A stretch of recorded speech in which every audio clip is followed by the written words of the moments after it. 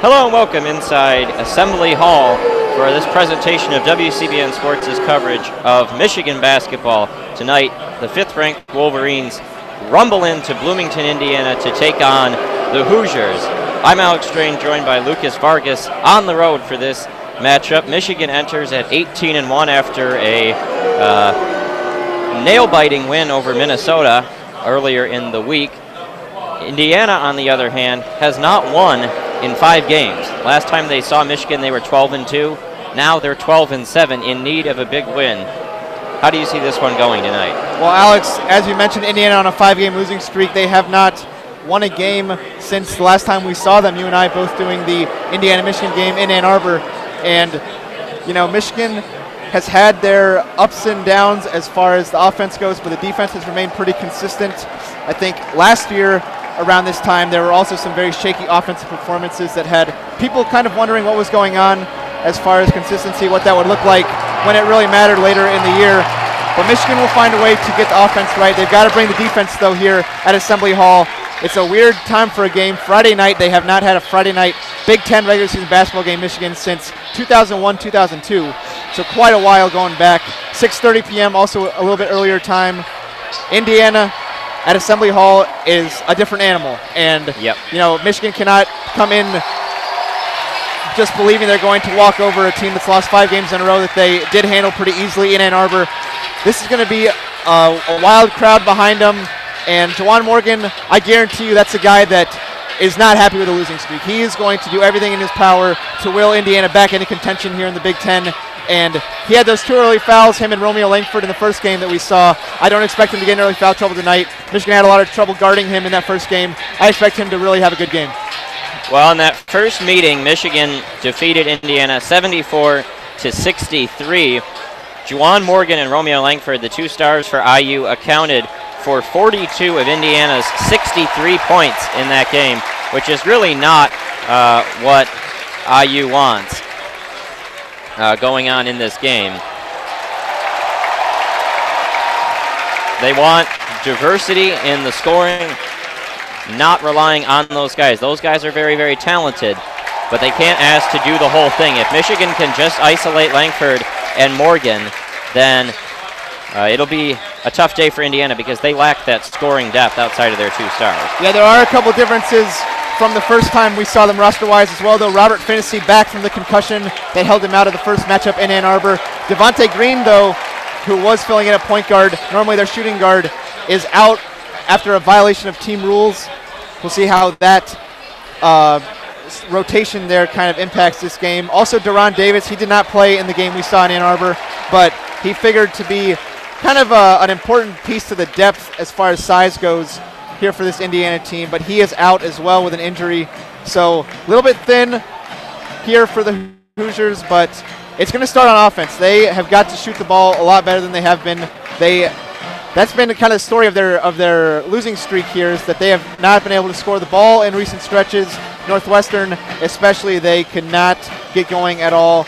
And, you know, that plays into Michigan's advantage, but we'll see how it goes here on the home court in Bloomington, Indiana. Well, Juwan Morgan, for all his excellence, has fallen back down to earth a little bit. He was at one time shooting 74% from the field. He's now down to a modest 67%, shooting just 56% in Big Ten play, which is still very good for a player that isn't that big, who creates his own shots, but he's not the superhuman guy he once was. The lineups have been announced, and we're just about ready for this game to start. Michigan wearing the away blue jerseys, Indiana in the home cream. This is a large stadium, or what figures to be a very loud crowd, if the home team can give them something to cheer about. Well, they'll bring it from the start regardless. So Michigan's going to have to weather what I like to call the Assembly Hall rush of energy that usually starts these games off. Indiana, if they can get to a hot start, they can usually carry that throughout the rest of the game. This is a team that is capable of coming back as well. It's going to take a complete effort tonight from Michigan. All 40 minutes. They're going to have to find ways to guard individually and as a team. It's going to be a heck of a game. So here's the tip-off. It's going to be between Justin Smith and John Teske. Teske has 6 inches on Smith, so you'd expect him to be favored in the tip-off battle. Michigan is coming into this game off of 2 of their worst offensive performances of the season a game that was really hurt by turnovers in Wisconsin last weekend, and then on Tuesday, really bad shooting against the Gophers. Teske is able to win the tip-off back to Xavier Simpson, and here we go. Michigan 18-1, number 5 in the country. Indiana 12-7 and now unranked. And we have a very early whistle. Not sure. I think it was an early foul on Zach McRoberts. Well, Indiana enters this game shorthanded a little bit. Devontae Green, who was their starting point guard when Michigan saw him last, has been suspended for a violation of team rules, and Deron Davis is injured and was described by Archie Miller as, quote, shut down. So they'll be without him for the foreseeable future. So it really is going to come down to guys like Smith and Al Durham to try and give some support to Langford and Morgan, maybe even Rob Finney, who did not play the last time Michigan saw the Hoosiers. And Rob Finney is a guy who, whenever I watch Indiana plays, I feel like Finney plays with a very steady hand, but he's a very capable scorer. I don't know if he looks for his shot enough, though. There are times where he's open, really good three-point shooter, and he is capable off the bounce as well, but if there's a shot that is there for the taking, he's got to take it. I'm not sure what the refs are reviewing at the moment. I don't think they called a foul, actually. There's might be a clock issue. Clock issue, yeah. There's something. Very, very confused here. But nonetheless, it looks like they are changing the clock a little bit. So an early break in the action. They have the clock right now at 19:37. But Romeo Langford's another guy, too, that it seems like the only times he's able to score has been off isolation basketball. Yeah. He came in as this very highly touted prospect, 5-star recruit, Mr. Basketball in Indiana, but just hasn't had a lot of success scoring the ball, shooting the ball from long range. And I think that's something that's going to have to change at some point for the Hoosiers if they want to be successful. He's got to find ways to really score in the framework of the offense rather than just going isolation. Well, Langford is one guy, unlike Morgan, who really hasn't come down to earth in conference play. He's been just about as good in conference play as he was in the non-conference, which is solid, but with some flaws in his game. He is still taking a lot of shots, high volume. They rely on him for a lot, kind of Carson Edwards-like in some ways, but he's not a shooter from three-point range, and that's been his Achilles heel this season. Entering this game shooting just 21.7% from beyond the arc. He's a little bit better in Big Ten play. He's up to 27% in conference play, but that's still not a reliable threat outside. I mean, I think he's a better shooter than those numbers indicate, but for some reason, whatever it may be, he just, at the collegiate level, he has not been able to adjust to the three-point shooting here. I don't know if that has to do with confidence. A lot of times shooting does have to do with confidence or what exactly it is, but that's something that Indiana probably counted on having and just hasn't had it for much of the year on offense. As an update, the referees are still standing at the scorer's table, and someone in a red jacket is talking. The clock might be broken or something. So we wait. The TV in front of us is the negative color TV, so everything looks blue, when in fact everything is red and cream here tonight. Yeah, I told you the colors cream and crimson. Cream and crimson. That's right. When Tom Crean was here, it was the cream and crimson. For a Friday night, though, this is a pretty good crowd. I mean, as you expect with Indiana, but completely sold out.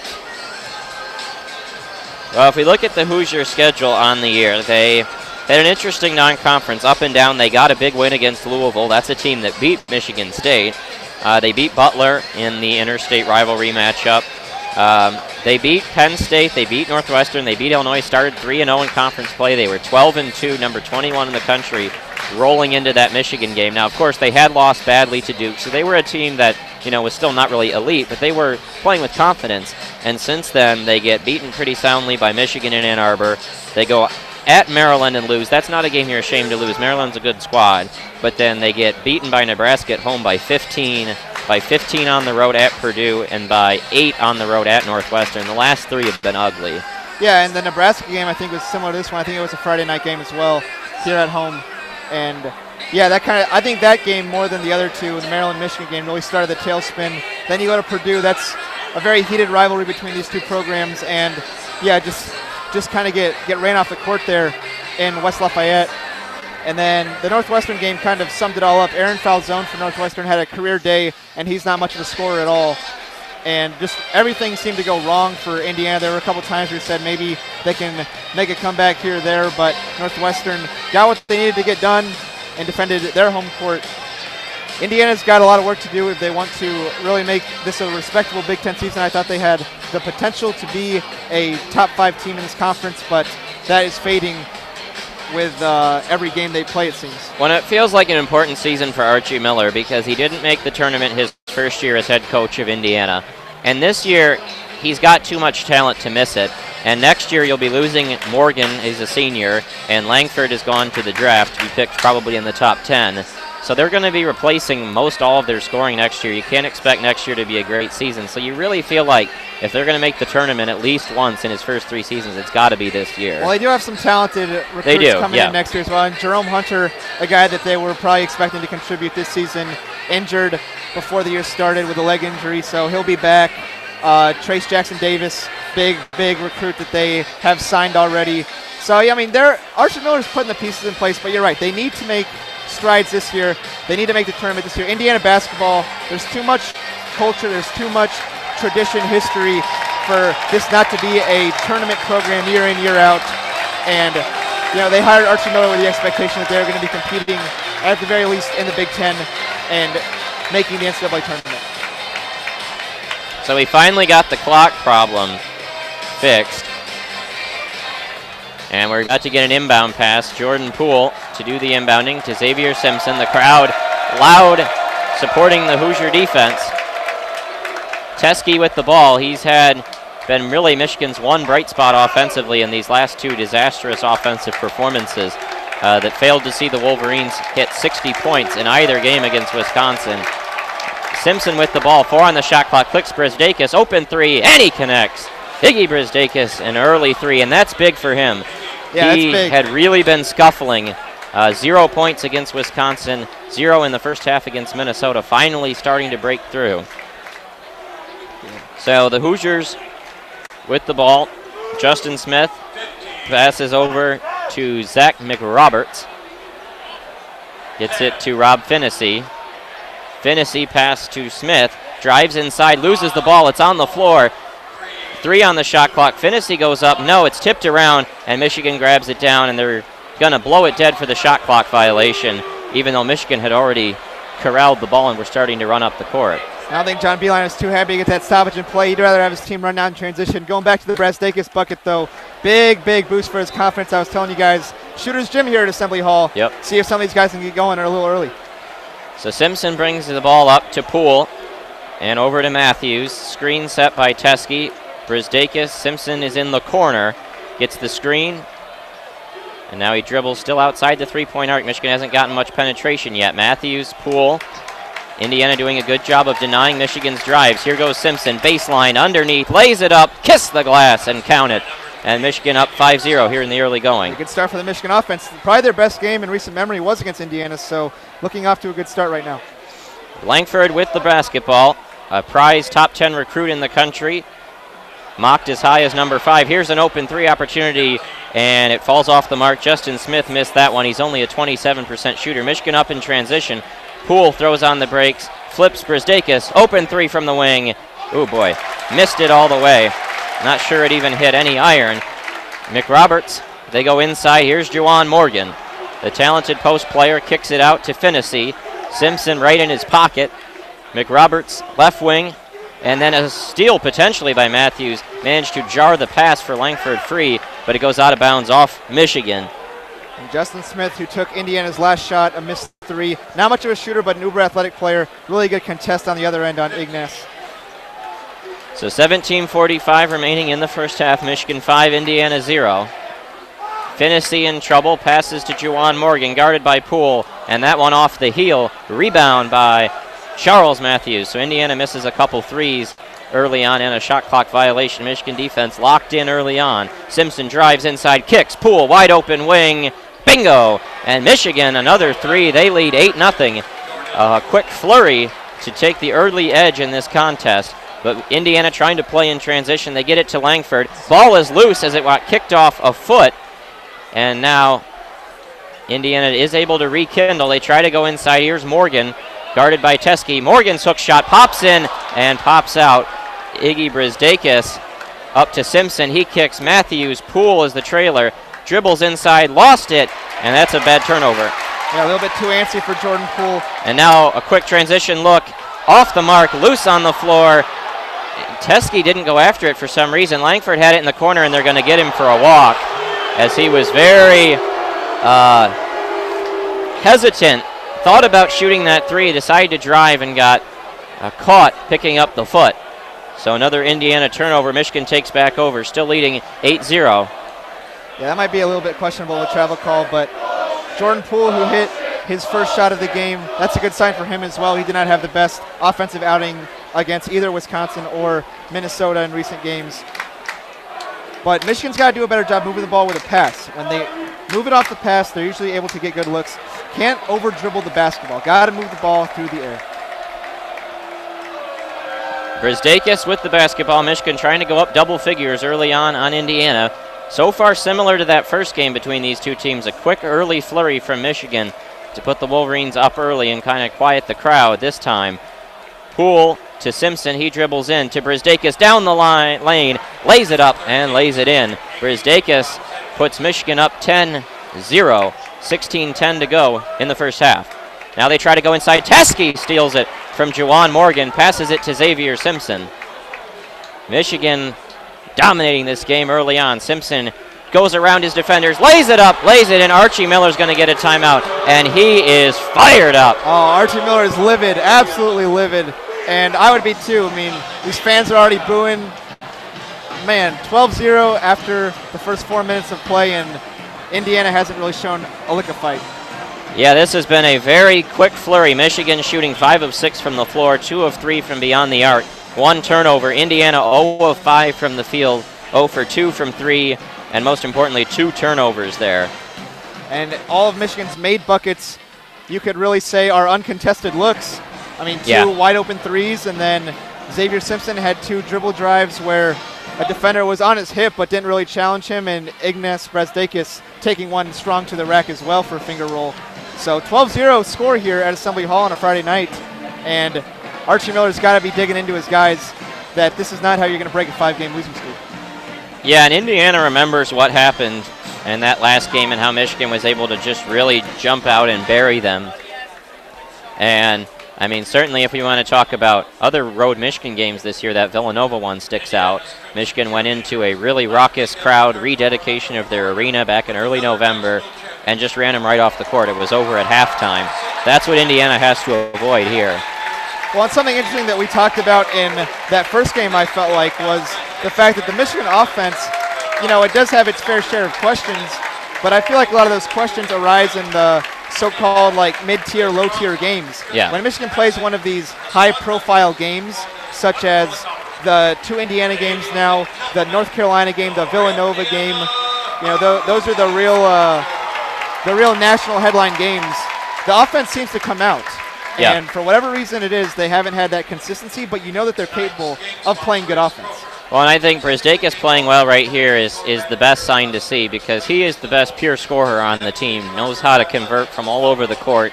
But he just, you know, had seemingly lost his confidence in those last couple games. He was hesitant to take threes when he was taking them. His shot was bad. You know, he was getting contained on defense as the drives were coming. Defenses were just swarming him, and he wasn't, you know, aware enough to do any kickouts. He was getting run around on defense against Wisconsin. So to see a guy that is that, you know, swagger-filled to finally be playing with that confidence again is what you want to see. Yeah, and it really helps Michigan get back to the balance if him and Jordan Poole are able to have good starts, because just the amount of respect it demands onto those two. And, you know, Charles Matthews, we haven't seen him take a shot yet, but those 3 guys, they can't be playing to get themselves going. I thought in the Minnesota game, they were really all playing to try and get themselves out of their slump, all 3 of them, and I think that hurt the offense a lot. Very poor shot selection, I don't think Coach Beilein was very happy with. But when they're able to play with each other and, like I said, move the ball via the pass and get good looks, get paint touches and kickouts, That's when this team's at their best. They're not competing necessarily with one another for shots, but they're competing with one another for scoring the ball as a team. So coming out of this timeout coming at 15:57 of the first half is exactly when the under 16 timeout would have come, but Archie Miller had to take his timeout before waiting for another whistle because it was getting ugly there for a minute. And we'll see what Indiana chooses to do out of this timeout. Well, they've got to find a way to get Morgan isolated in the post, but he's also got to find a way to convert. He had that hook shot he didn't put in. Yeah. I think Al Durham, who they just subbed in off the bench, is going to help them a little bit as well. Number 1, they subbed him in for Zach McRoberts. McRoberts is a smart player, but not much of a scorer at all. Al Durham's the guy who I think has been playing well in recent games. Northwestern, I thought he was one of the bright spots for this Hoosier team. And he's a guy that's got to take advantage of the opportunities he's going to get because a lot of defensive attention is going to be on Langford and Morgan. Justin Smith on the court still not going to demand very much defensive attention, but Durham and Finney, they've got to get going. And now we're waiting for something. The referees are standing around, and John Beeline is angry. Archie Miller is still angry, but it's tough to tell, what he's exactly angry at. I think Beeline just wants to play basketball right now. Beeline's yelling at the scorer's table, which you don't see too often. They just want to get the game back going. The other referee now running across the court. He's ready for his spot. They blow the whistle, and here will come the inbound. So we'll see how Indiana sets this one up. Juwan Morgan with the ball outside, and they try to throw it across. That one's out of bounds. Oh, boy. A turnover on their first possession out of a team timeout. Yeah, trying to get a pin down on the weak side, but throwaway by Morgan. He was looking for Finney. Michigan's ability to switch everything causes trouble for the Hoosier offense. Matthews to Poole. He flips with Brisdakis. They go corner. Charles Matthews, open three, and it's through. Michigan up 15-0 in the first 4.5 minutes. Another catch and shoot look. Off the pass, off the catch. Good shot by Charles Matthews. Langford to Smith. Finney back to Smith. Baseline. Tries to get it underneath to Juwan Morgan. He's got it right by the restricted area. Way deep. Now he's going to try a hook shot. That one rims out. Matthews is able to corral the rebound. Another clock issue. And we got another. What, did not plug it in today or something? My goodness. Just have someone use a wristwatch or something. They've been playing basketball here in Indiana forever. Apparently we're being told that it's the shot clock that is the problem. And that's why the PA announcer was counting down during the offensive possessions. Michigan now inbounds it in. They're ready to go again. Approaching 15 minutes remaining in the first half. Michigan 15, Indiana 0. Brisdakis, Matthews, Simpson. Quick screen from Teskey. Simpson goes inside. Teskey for the jam. John Teskey throws it down. And Michigan leads 17-0. And the fans by us are not happy. Yeah. Al Durham with the ball. He's on the court. Finney to Smith. Trying to get something going. Back over to Durham. Matthews got his hand in there. There's the 15 on the shot clock thing. They go inside to Morgan. Ball is stripped. They say out of bounds off the Wolverines. Indiana will have 9 on the shot clock. 14:28 remaining in the first half. And I know I hyped up Assembly Hall for you guys, but this place is pretty dead right now. Yeah, not a lot of life yet. They go down low, and losing the ball out of bounds was Justin Smith. Another turnover for Indiana. That's their 4th. They still have not made a shot. Yeah, it's getting bad in here. 17-0 Michigan, 14:22 to go. Simpson brings it up. Michigan 7 of 8 from the field to start the game, including 3 of 4 from beyond the arc. They haven't shot a free throw yet, haven't needed to. Brisdakis baseline to Matthews, guarded well by Romeo Langford. His fall-away jumper is fouled. That's a rough foul for Langford to commit, and that's a guy they do not want in foul trouble. Well, that's probably an ill-advised shot, too, by Charles Matthews. Yeah, trying to isolate himself outside the paint and take a fadeaway shot. There's still time on the shot clock. Not sure if that's the best shot for Michigan, but Matthews at the free throw line and up 17-0. I guess you have a little bit of freedom. So Matthews will go to the free throw line. He's been better this year from the stripe, but still not a great free throw shooter. He bricks the first. up to 62% on the season, which is better than when he was hovering around 50%, but still not reliable.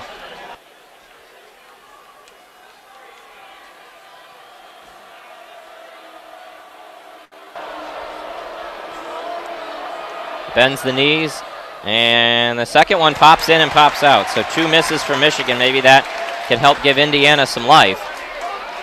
Finnessy to Langford. Gets a quick screen from Morgan, then goes baseline, throws it up.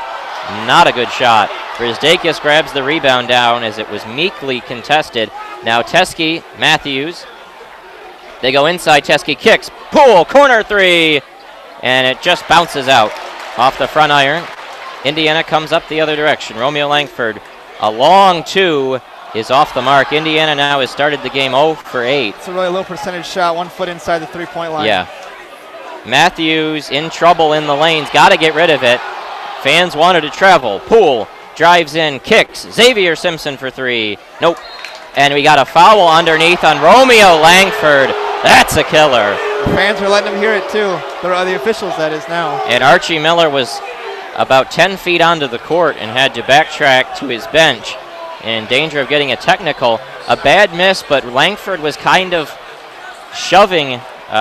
Couldn't tell who he was on, but I think it was either Charles or Jordan. Yeah, it was one of the two, and he was just kind of pushing him all the way into the off the court almost. Isaiah Livers checks in now too. Poole with the ball, switches with Teskey, open 3, and might have gotten a piece to Juwan Morgan as it fell way short. Michigan's now missed a couple 3s in a row, but Indiana can't solve Michigan's defense. And Indiana's getting stops right now. Finnessy hands it off to Zach McRoberts, who's really struggled offensively in the last few games. Durham is going to draw a foul on Jordan Poole, and the crowd goes wild. Yeah, one thing I will say about my knowledge of Indiana fans is that they are ruthless. I mean, if you think that Michigan football fans are ruthless, yeah, especially with like the fire Harbaugh stuff kind of like that, Indiana fans take it to another level. Yeah, I've seen when Tom Crean was a coach, them go from. And now the crowd erupts as Al Durham makes his first free throw, and Indiana, over 7 minutes into the game, is finally on the scoreboard. When Tom Crean was a coach, I saw them flip back between fire him, keep him, and fire him again, yep, and then keep him again, all in the same game. And Durham makes it both, and the crowd celebrates like they just won the game. Heard an I love you chant there. Teskey's out of the game. In comes Brandon Johns. He had 8 points and 8 rebounds against Indiana in that first matchup. Really the only game where he's seen a lot of usage, and he was surprisingly effective.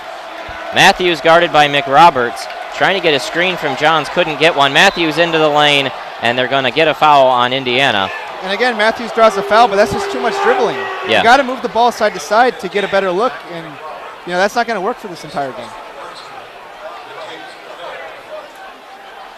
So that's Indiana's third foul, and it's going to go on McRoberts. Langford with 2. He sits on the bench currently. Livers in the corner. Over to Jordan Poole. Going to get a small screen from Johns. Corner to Isaiah Livers. Indiana as a whole has done okay preventing penetration. Livers, corner 3. And no, underneath, bounced around. And it's going to go out of bounds off Indiana. Michigan will get another chance and a fresh shot clock as Livers' 3 bounced around. It's a good back tap by Charles Matthews to keep it alive. Michigan's missed their last 4 field goals, and they haven't scored in 2.5 minutes, and yet they still lead by 15 because Indiana just can't score right now. They still have not made a field goal and have 4 turnovers. Michigan's committed 1 foul, Indiana 3. Livers with the rock. Matthews, Simpson. Simpson tries to go around his defenders. Underneath, Brandon Johns, and a great strip by Indiana out of bounds off the knee of Brandon Johns. That'll be a turnover. Tremendous defensive play there. Well, that was almost the second dime that Xavier Simpson dropped. Probably could have too if Johns was able to hold on to it. Yeah, Juwan Morgan got his hands in there, and if he doesn't make that play, it's an easy dunk. Johns was going to have the ball all alone right next to the basket, but a great recovery. Finney with the ball outside. Switch to Justin Smith, drives inside, tries to put it up on Livers, off the mark. Isaiah Livers with the rebound. He had Matthews running, and he's just going to slow it down and get it back to Simpson. Indiana now has gone 8.5 minutes without making a field goal in this game. Simpson kicks. Livers drives inside to the rack. Lay it up. No. Off the mark. Indiana grabs down the rebound. Al Durham. They have an open three opportunity. Nope. Matthews the rebound, and he's fouled. It's going to be the second on McRoberts. A stupid foul contesting what was an easy rebound for Matthews. Yeah, and Finney having that wide open three, that's a shot that he has to hit for this Hoosier offense. But obviously you can say that about all the Hoosiers at this point. 11-16 left in this game, or first half rather, and we're at 17-2, still in favor of Michigan. Those 2 points coming off Al Durham free throws. I mean, Indiana's got to find some source of energy internally. They are, putting their hands up. They're going ISO on offense, and it just does not look like a very conjoined team at the moment, especially on the offensive end. Well, when we talked about that timeout that Archie Miller took about, give or take, 5 minutes ago, he needed to say something to his team, and whatever he did, he's gotten, the team's improved defensively a bit. Michigan's missed some open shots, but overall, they've gotten the stops. Michigan hasn't scored in 3.5 minutes, yet Indiana has made back just 2 points. Yeah, and that came off a foul, too, off a drive. Yeah. I mean, there's just no movement right now at all on the offensive end for Indiana, and a lot of turnovers as well. They put themselves in these deficits. I think at the beginning of Big Ten play, when we called that Indiana game, we talked a lot about how Indiana was such a good comeback team, how they came back in so many games to win. But over the last 5 games that they've lost, it seems like getting in those holes has been the problem in the first place. Not able to get off to good starts. Yeah. And sure, having some comeback wins is admirable, but at the end of the day, if you put yourselves in way too many early deficits, then you're just going to find yourself in trouble later in the game, and that seems to be the case for Indiana throughout this season, especially as of recent, probably the last 15 games or so. Well, if you're just joining us, we have 11 minutes and 15 seconds to go in the first half of this presentation of WCBN Sports' coverage of Michigan basketball. I want to thank you for joining us here tonight. Our score, Michigan 17, Indiana 2, at this modestly early stage in the game, but it's not as early as it was 5 minutes ago. We're nearing the first quarter mark of the contest, and it just hasn't gotten better for Indiana yet.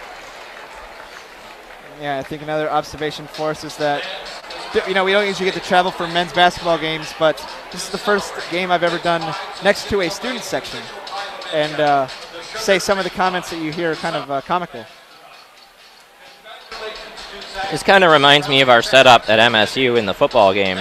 Oh, yeah, okay. That was a Michigan fan section, but they were right in front of us, and we could really hear them. This is the same thing. I mean, these fans are literally right next to us. I mean, you and I have been all over this Midwestern yeah, we've been United States, haven't we, together?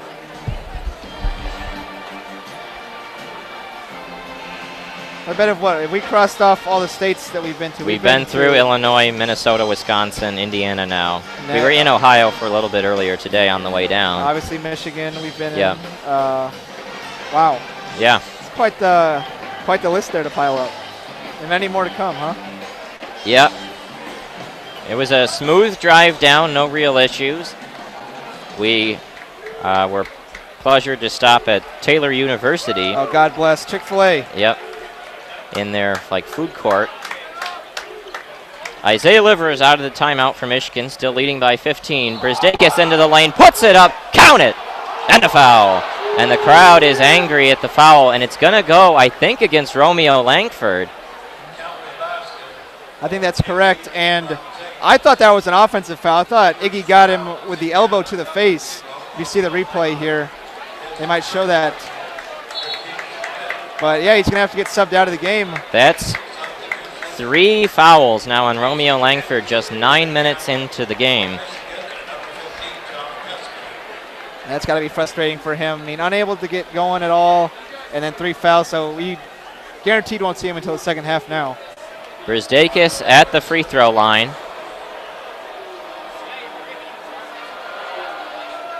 He puts the first one, or the only one he's getting down. That's 8 points for him. They give him and 1. Yep. Completes the 3-point play. Michigan 20, Indiana 2. 11 minutes to go in the first half. There's a nice feed down low, and a foul is called. I think it's going to go against Livers. Yeah, really good back screen on Finnessy's man, Xavier Simpson. No communication, so Finnessy's able to get that cut into the paint. Isaiah Livers just a little bit late rotating over, and Robert Finnessy has a chance to add some more points for Indiana, but they'll once again have to come at the free throw line. Indiana hasn't scored in just over 2 minutes, and he misses the first, puts it a little short. He's a pretty good free throw shooter, 73.9%. Freshman guard from Lafayette, Indiana. A lot of native Indianans, or Hoosiers rather, whatever you want to call it, on this team. Zach McRoberts from Carmel, Langford from New Albany, which is down by Louisville, and Finnessy misses the second. Oh boy, he left both way short. Neither were particularly close. Indiana still has not made a field goal as we approach the halfway point of the first half. Brzdakis to Livers to Simpson inside, and a nice job to recover and get his hand in there was Al Durham. Poke it out of bounds. Michigan will have to inbound with 15 on the shot clock. Yeah, that was a good back screen cut combo from Teskey and Iggy on the Michigan end, but good job by Al Durham rotating into help side and getting a deflection. Simpson inbounds, nice screen to clear up Brzdakis. He kicks to Simpson.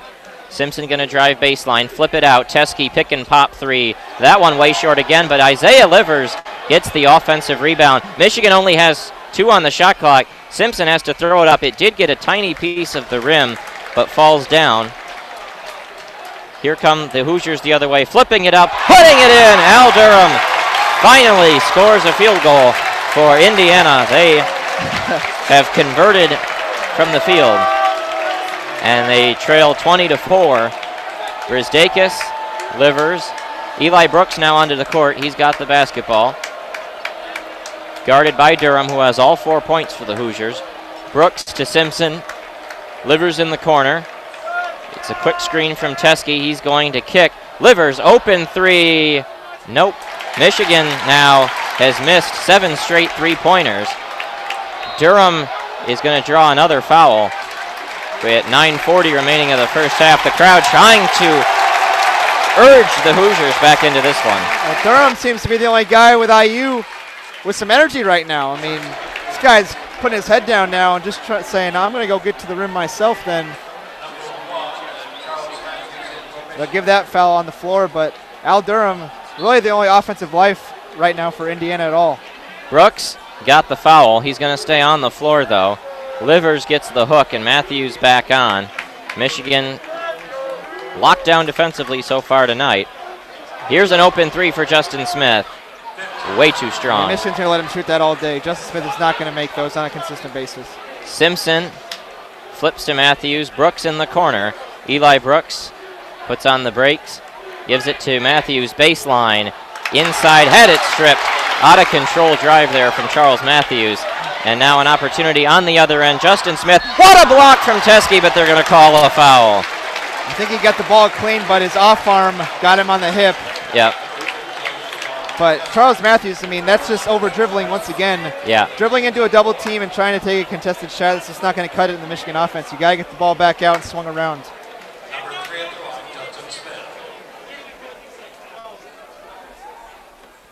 And Smith's first free throw does not go. He is only a 59% free throw shooter. Indiana 2 for 5 from the line. No doubt this has been tremendous defense from Michigan, but Indiana's missed some open shots, including the free throw line. Yeah, I mean, it doesn't get more open than that. 3 missed now in a row. Here's his second. That one was way off the mark, too. Justin Smith just can't hit the broadside of a barn right now. Indiana 2 for 6 from the free throw line. Trail 20-4. 9 minutes to go. Poole, great pass to Eli Brooks. He's going to dribble inside. Back to the basket. Decides to back pedal. Indiana's been good at deterring those drives. He flips it to Teskey. Wide open little jumper, and he swishes it. Teskey's knocked down from that elbow shot, and he converts there. Yeah, he's worked so hard to improve that shooting game and so confident in it, especially after that Northwestern game a couple weeks ago. He's locked in. Finney guarded well by Eli Brooks, who's been on the court spelling Simpson and doing pretty well so far. Morgan guarded by Teskey, flips it up, count it, and a foul. Nice strong effort there from Juwan Morgan, and that's 2 fouls on John Teskey now. And that was the second half effort that we saw from Juwan Morgan in Ann Arbor. Getting the ball ISO in the paint, not caring at all who's guarding him, but just going and trying to finish through contact to get some and ones. Juwan Morgan's got to be assertive here for the last 8 minutes of this first half. So Teskey comes off the court, Isaiah Livers on. Michigan has struggled with Livers at the 5 this season. Juwan Morgan at the free throw line, and he makes it to convert the and one. 3-point play puts Indiana down 15, 22-7. 8:20 remaining in the first half. Brisdakis to Brooks, gonna flip it back to Iggy. McRoberts was daring him to take it. Now Iggy's gonna drive inside, flips it up, and it goes. Silky touch from Ignas Brisdakis. Michigan back up 17. I don't think Evan Fitzner has the strength to guard Ignas Brisdakis. Yep, Fitzner is subbed in to this game. Him and McRoberts look very similar. Open 3 opportunity off the mark. Missed by 23 Demezi Anderson. He didn't play a lot in the first game, and Poole is going to draw a foul on Anderson at 7:47 remaining in the first half. It's going to lead us to the under 8 timeout. Our score, Michigan 24, Indiana 7. You're listening to Michigan Basketball on WCBN Sports, the official student radio of the University of Michigan and Michigan Athletics. And it really looks like Indiana is a lot more settled into the game right now, but you know, is it already too little too late, down 17, when they finally start to get some things going? You know, this is the kind of bad starts that have caused this 5-game losing streak for Indiana, and they've just got to play catch-up now for the rest of the game. Yeah, this is when we go back to that period in the game where Michigan was not really making a lot of shots, but Indiana just had no answers whatsoever. They were not able to capitalize on, they really felt like that was their opportunity to get back in the game. You know, Michigan started out so hot. Right now they're sitting very respectively 10 of 19 from the field, but 1 of 3 from the free throw line. Michigan's missed some open threes, 2 free throws by Matthews. They could be up more, but Indiana could also be a whole lot closer. Yeah, I think Indiana's just been, Indiana's missed some shots, but they're also coming at the, like Michigan's okay with some of the shots that Indiana's taking that are open. Justin Smith, Demezi Anderson, those guys, if they want to shoot open threes, then, and that's how Indiana's going to score their points, then that's probably fine. If you're the Wolverines, you're concerned with Juwan Morgan not dominating you inside, not giving Robert Finney too open of a look, trying to contain the Al Durham dribble drive, and Romeo Langford's on the bench with foul trouble, so you don't really have to worry about him for the time being. On the other end, though, Michigan started the game off really well with the ball movement, getting some really good open shots. I think since then they've taken some contested ones, but also just really done a poor job of moving the ball side to side. Charles Matthews really over-dribbled quite a few times into some traps, and he gets bailed out sometimes on those fouls. I think that encourages him to keep doing it. Yeah. So maybe the fouls are a bad thing at the end of the day. Michigan's got to get back to their roots of moving the ball that started this game off so hot, 17-0. Michigan has 5 fouls, Indiana 6, so we could see some bonus free throws coming up towards the end of this first half. Indiana is scoring just .34 points per possession. Michigan is scoring 1.15 points per possession. Just brutal right now for Indiana offensively. 2 of 14 from the field overall, 0 of 5 from 3. And here's, one of the things we talk about is when we look at the full box, is that of those 5 three-pointers, 2 of them taken by Justin Smith, someone who is only a 27% three-point shooter. Yeah, Demezi Anderson took one, and then he's only 33%. Juwan Morgan took one, but it was heavily contested. Yeah. And I think Finney's probably the only one that missed a shot that you'd expect to go down from downtown. And Finney's been off this whole game. 0 for 3 from the field, 0 for 1 on his open 3, and then missed 2 at the free throw line. And right now they're showing on the video board Tim Priller and Max Bielfeldt, 2 members of IU teams in the past that won the 2016 Big Ten title. And Max Bielfeldt, one of those members, also a former Michigan Wolverine under John Beilein. So good to see those two in attendance here. Well, and you are related to the 2016 Big Ten champion team in a special way. Yes, my cousin had the chance to play in Assembly Hall and lift up the regular season championship trophy for the Hoosiers in 2016. Very good team. Yogi Farrell leading the group. Poole pick and pop with Livers. Here's an open three. Livers is cold right now. He's 0 for 3 from 3 after a rough game against Minnesota, too. Quick foul is called on Matthews, a reach. Yeah, Livers is a guy we didn't get to see in that first Indiana-Michigan game either. Isaiah Livers was hurt with a back injury. So the battle with him and Juwan Morgan, I think that's probably the best one-on-one matchup that Michigan has for Morgan. It'll be interesting to watch in this game, see how it plays out. So Indiana trails by 17, 24-7, 7.5 to go in the first half. Juwan Morgan over to Evan Fitzner. They're playing their two centers right now. Morgan's a bit undersized. Al Durham with the ball, 10 on the shot clock, guarded by Iggy Brisdakis. He's going to cross over and step back, and he missed that one. Tipped around into the corner. Livers chases it down, and it's out of bounds and off Michigan. So Indiana will get another chance at it, but that's a really bad shot by Al Durham. I mean, that's not what you want after a full possession. A step back contested long, too. Yeah, I mean, he's had some success going to the rim, but you're right. That mid-range step back contested shot is not going to cut it, especially when you're shooting the ball 13% as a team right now. They get it into Al Durham. He was guarded well by Iggy on that last possession. A bad switch, and Iggy guards him as he goes to the rack, draws the foul. So Michigan could be in some foul trouble here. And that's just Durham putting his head down once again. You know, we just criticized the step-back shot, but he's going to keep putting his head down and going to the rim, and if he's going to get fouled, then he'll take that all day. Well, he's really been the only Hoosier with a pulse offensively, and he'll go to the line. That's now one foul on Brisdakis. All the Michigan starters have at least one except Simpson. And Durham rattles that one home, trims it to 24-8. 6:59 remaining in the first half. Xavier Simpson likes to go in and talk to his Michigan players to try and mess up some timing with the free throw. Here comes Durham's second. Makes them both. So Al Durham in this contest, 4 for 4 for the free throw line, 1 of 2 from the field.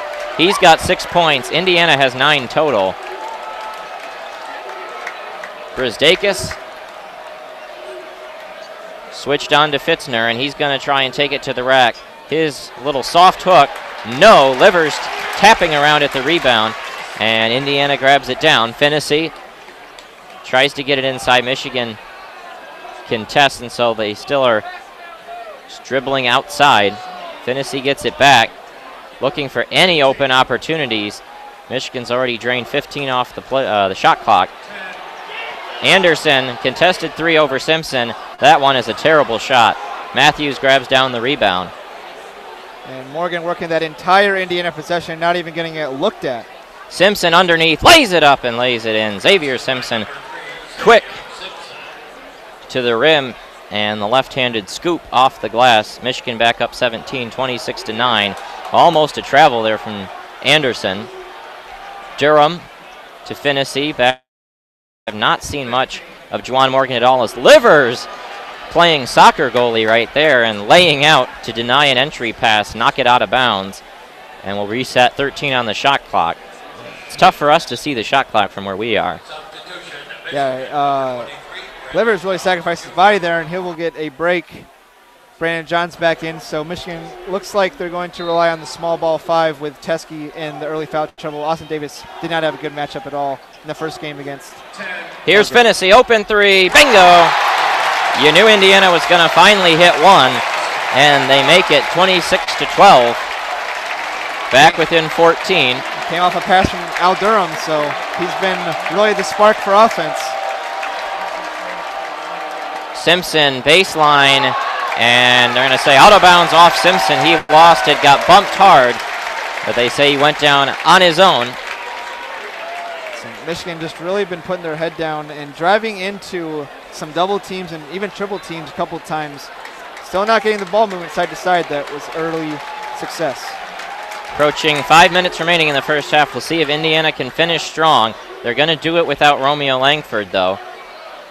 Al Durham Guarded by Brzdakis, outside to Finnessy. He runs into a brick wall of Brandon Johns. Open three for Evan Fitzner. Off the mark, tipped around. Matthews has to save it. Out of bounds, off Michigan.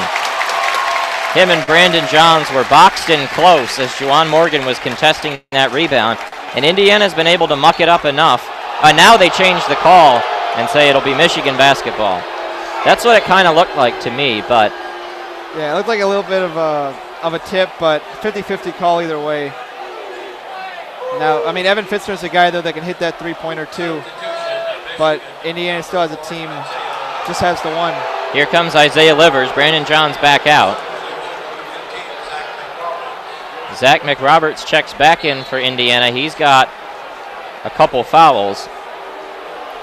Fitzner stays in, as does Juwan Morgan, Al Durham, and Finnessy. That's the lineup for the Hoosiers.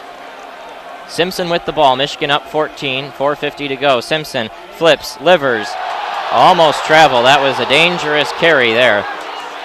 Simpson working on Juwan Morgan. That's an advantage to him. Livers inside. He's got a height advantage over McRoberts. Kicks. Simpson, open three. Nope. Michigan now has missed 9 straight three-pointers. Fitzner outside. Guarded by Livers. Goes a hard screen. It's going to be an offensive foul on Juwan Morgan for a moving screen. Yeah, I'm not sure if Morgan really knew Livers was there. He kind of bumped him into him with his back. But that's a cheap foul that Morgan can't afford to pick up. Yeah. Indiana offensively, though, Morgan is going down early and sealing, and they pass away from him. So all the work he's putting in on the low block is for nothing. They aren't even giving him a chance to really get that post passed. And as a result, the Indiana offense is really struggling in this first half. That'll be the first on Juwan Morgan, and he will come out of the game. He's played, I think, pretty close to the whole first half. Brandon Johns going to give it over to Jordan Poole. Brzdakis, baseline drive, underneath, scoop it, and score it. Beautiful from Iggy Brzdakis. And as we approach the 4-minute remaining mark of the first half, Michigan's back up 16. Wolverines 28, Hoosiers 12. Finnessy hands it off to McRoberts. Fitzner. Durham banged into Matthews. They go baseline. Justin Smith working on Brzdakis. Drives inside. Oh, that's, I think, a tie-up. Yep, jump ball. It'll go to Indiana. But a great defensive play by Brzdakis as we hit the under 4 timeout. Yeah, each team at the 1-on-1, so any fouls remaining will be shooting. But one last chance to talk things over before halftime likely as a team. Interesting subplot. Charles Matthews, not Austin Matthews. Charles Matthews, 7 rebounds so far in this first half. Michigan's got a ton of rebounds because Indiana. A lot of misses. Yeah, a lot of misses. But, I mean, you have to be pleased with the effort the Michigan's put in, especially staying true to themselves on defense here on the road on a Friday night. Like I said, weird time to play. But, you know, I don't think that Michigan really takes any of the offensive criticism or worry that they may get to heart. They really stay true to who they are at the end of the day, and that's starting on the defensive end. It's a defensively motivated team. We've seen that here on the road at Assembly Hall, which is of utmost importance. It's getting a little warm in here. A lot of people, man. Yeah. A lot of people, 17,000. Big stadium, about 4,000 seats more than Michigan's home stadium of Chrysler Center. Built like a valley. Yeah, it is. We are very high up, just backs against, or very close to backs against the wall, 1 row down from the outer reaches of this stadium. The bowl above us is hanging right over us, so we've got a very limited view of the court. Thankfully, we have some TVs in front of us to help us on replays because we just can't see the Jumbotron from our rather obstructed view. And the weird thing is there's really no shot clocks. The only shot clocks are above the baskets, which are at bad angles from us. The side scoreboards don't have shot clock, and the Jumbotron, for some reason, doesn't have shot clock listed. Yeah, the Jumbotron's an interesting one, but the side scoreboards, heck, this might have been built before the shot clock era, huh? Yeah, I guess. Although Indiana's Assembly Hall did just go through renovations very recently, so they've really upgraded this already amazing facility, very historic, and in my opinion, the best place in college basketball. Well, certainly when you think of great stadiums in college basketball, Camden and Duke come up. I see Chapel Hill, North Carolina, Fog Allen in Kansas, and this one's right up there. As they say, in 49 states, it's just basketball. This is Indiana. We actually were talking to one of the ushers. Yeah, I heard this. Down towards the court, and she actually gave us that very quote. Got all the talking points down. So. It's a good crowd tonight. Fans looking for some hope behind their Hoosiers. We drove around campus a little bit in search of this stadium. Saw one of the dorms. Went by the practice facility and Memorial Stadium, which is where the Hoosier football team plays. Yeah, they got the setup right next to each other. Pretty similar to the way Michigan does. Chrysler and the Big House very close to each other. We briefly saw the Hoosier student radio station. We saw them when they were in Ann Arbor earlier in the season. Yes, we did. And we also saw them back during football season, too. You didn't call that game, I don't believe. I did not.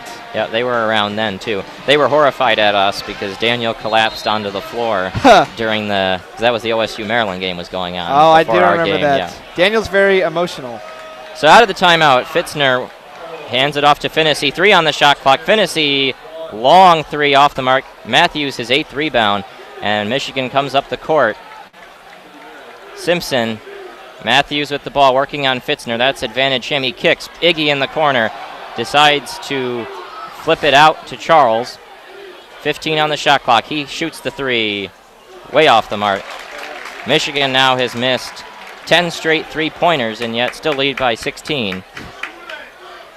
Honestly, it's become a pretty sloppy game offensively for both teams. Michigan had a good start, but I wouldn't call it that anymore. Underneath, what a block by Jordan Poole as he denies a drive there. Now Livers up the other direction, goes to jam it, and off the mark. But Simpson grabs a gigantic rebound. Now back to Livers underneath. His hook shot, no. And they're going to get a foul underneath on Indiana. Livers will go to the line to shoot. Weird play. He came barreling down the right wing and went up for the jam. And a Hoosier defender, couldn't tell who it was, went for the to try to draw the charge. Yeah, I think he looked to posterize Justin Smith, and Justin Smith's shoe actually came off. And both guys banged into each other. The jam did not go. No fouls were called, and it went way up in the air. Simpson grabbed it down in the corner and then threw it right back to Livers underneath. There was a one-on-one. His little soft touch, not enough. And so he'll get 2 free throws of the first, or no, it's a 1-and-1. Tipped around, and he gets the rebound, tries to flip it to Simpson, but Finney's able to grab it. Isaiah Livers cannot buy a basket tonight. Finney in the lane, outside Al Durham, dribbles a floater. Very bad shot there. Shot with his off arm, the right hand. Yep, not even close to the rim. Livers grabs the rebound. He's 0 for 5 from the field tonight. Isaiah Livers going through some slumps. Brisdakis to Simpson. Goes underneath. Livers right there, lays it up. Oh boy, missed it again, and now we're going to get an over-the-back foul on Iggy Brisdakis. Isaiah Livers, I mean, he can't jam it, he can't hook shot it, he can't lay it up, he can't shoot it from 3. Just nothing going for him tonight.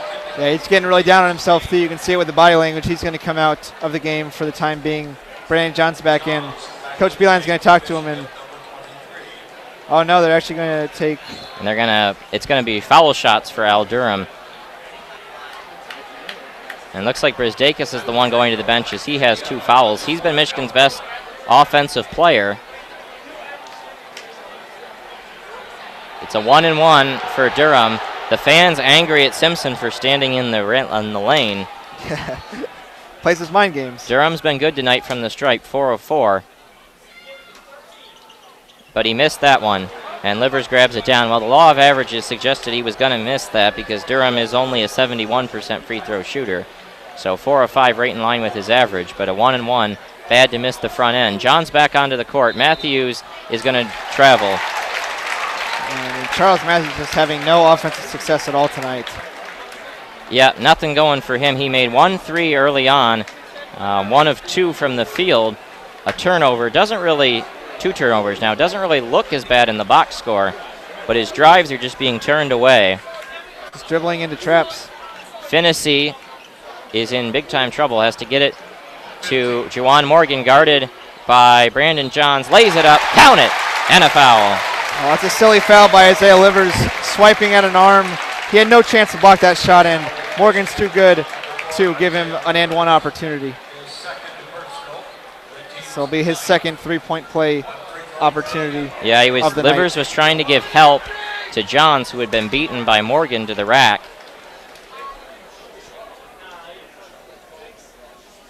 Morgan's free throw is off the mark. Isaiah Livers another rebound, and he's very quickly fouled. He'll have foul shots coming.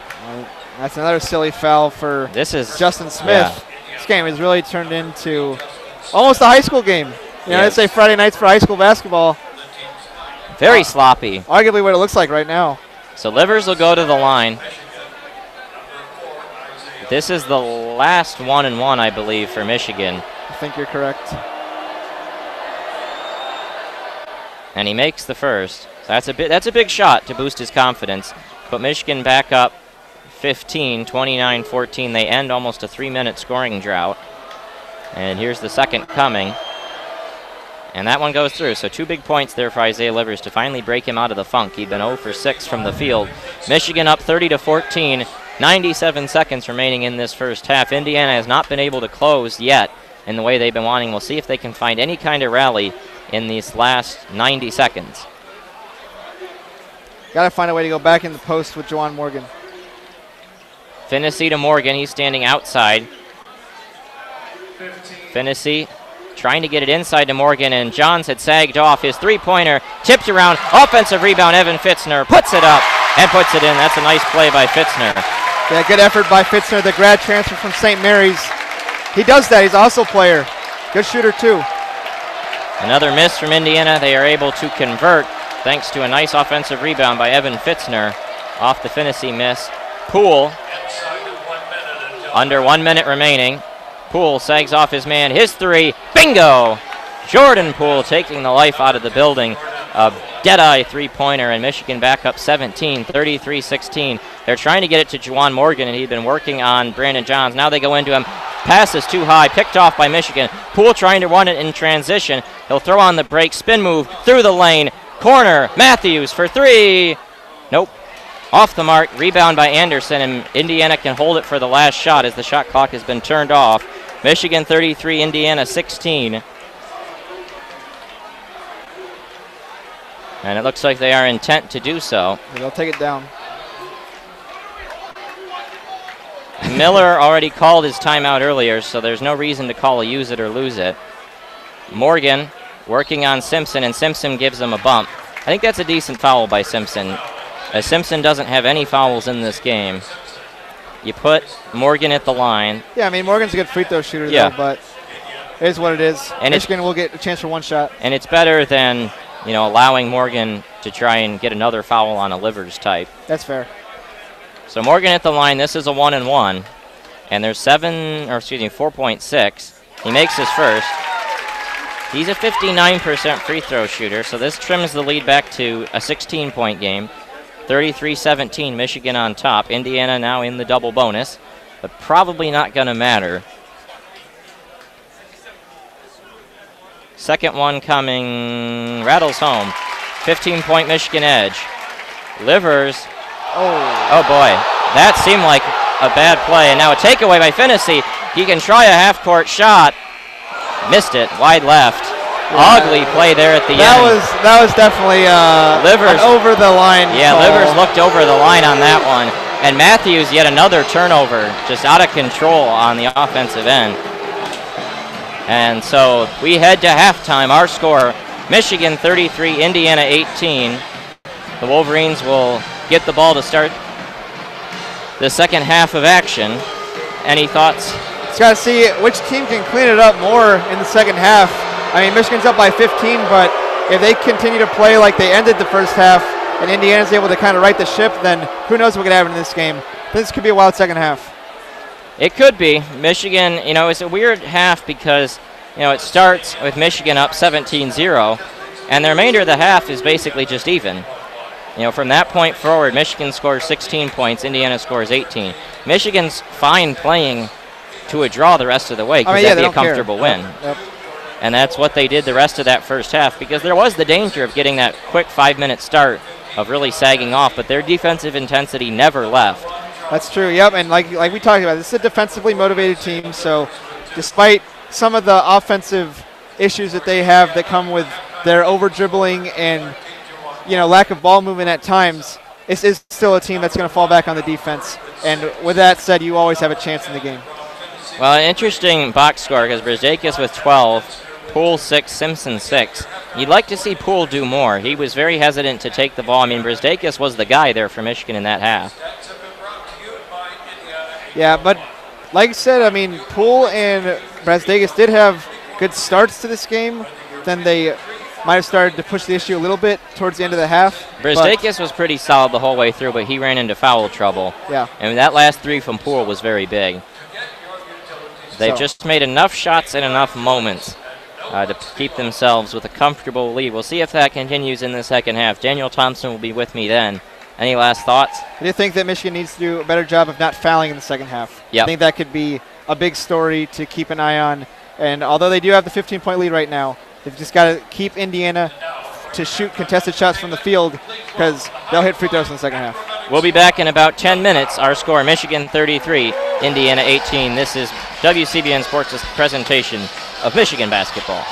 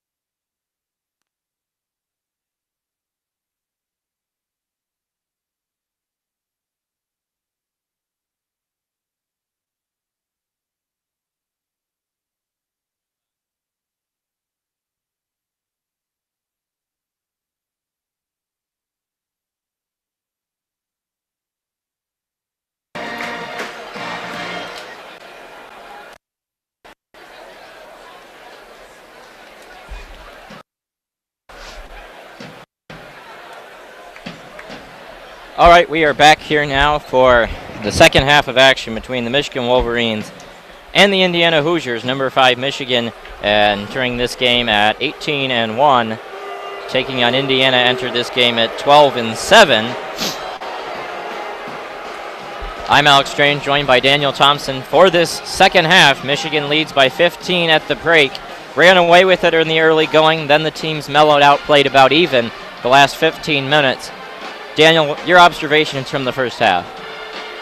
It was a really sloppy first half. I think that is more or less the defining part of that first half. It got ugly at times, and the referees did not help always. There were a couple of just strange no calls, a couple of times where it took a while for the officials to get the right call.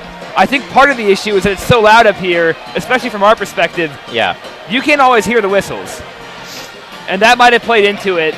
But ultimately, I think Indiana is frustrated and playing scared because of that 17-0 deficit to start, and Indiana's just awkward style of play at times has slowed down Michigan and caused them to sink to a similar play style at times. It really has been a bizarre game to witness so far. Story of the first half, Michigan got out to a very early edge. Indiana did not make a field goal for nearly 9 minutes. Wolverines came out of the gate scoring on basically every possession. Cooled off substantially after that, most notably from beyond the arc. They started 3 of 4 from 3 and then proceeded to go 1 of 12 the rest of the way, though the pool one was very, very big there at the end of the half. Michigan shooting almost 45% from the field in the first half. Indiana, a grisly 20%, 5 of 25, and even worse, 10% from beyond the arc. And Indiana has not created good looks for themselves. They're 10% from beyond the arc, 1 for 10, and that is because they've had horrible looks, normally from NBA range or where their shots are coming from, frequently hurried, using up that whole shot clock. Yep. And they're going to have to play quicker if they want to get back in this one because there's a 15-point canyon to close up here right now between these two teams. Foul trouble, a big story in that first half. Michigan committed 10 fouls, Indiana 9. Michigan never had one player get to 3, though. Indiana did, and that player was their best player.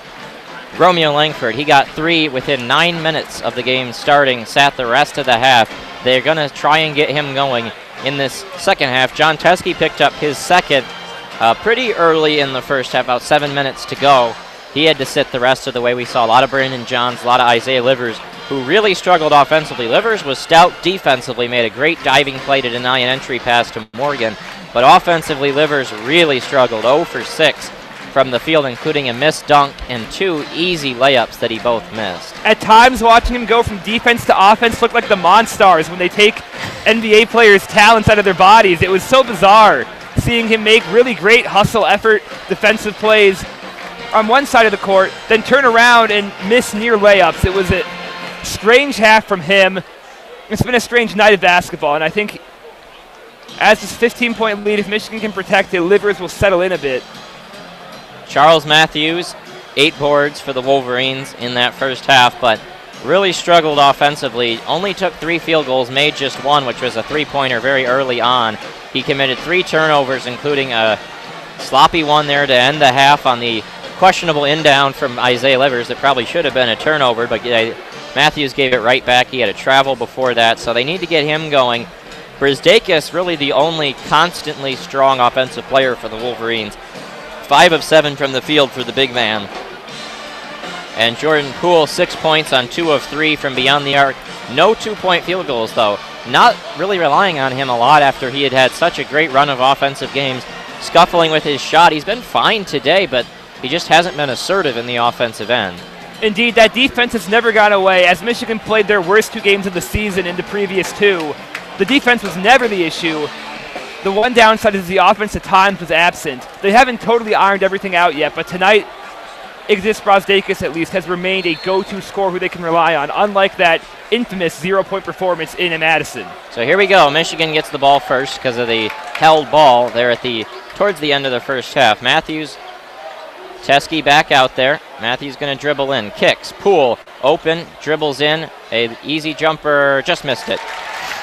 And Poole thought about that, taking that 3-point shot, comes in for the 2 and looks worse on the shot. Interestingly, struggling from mid-range today.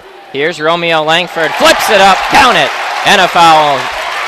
drawn by Langford on Charles Matthews. That'll be Matthews' second, and that's a good start to the half for the Hoosiers. As he re-enters the game, his presence is immediately felt, and the crowd gets back into it.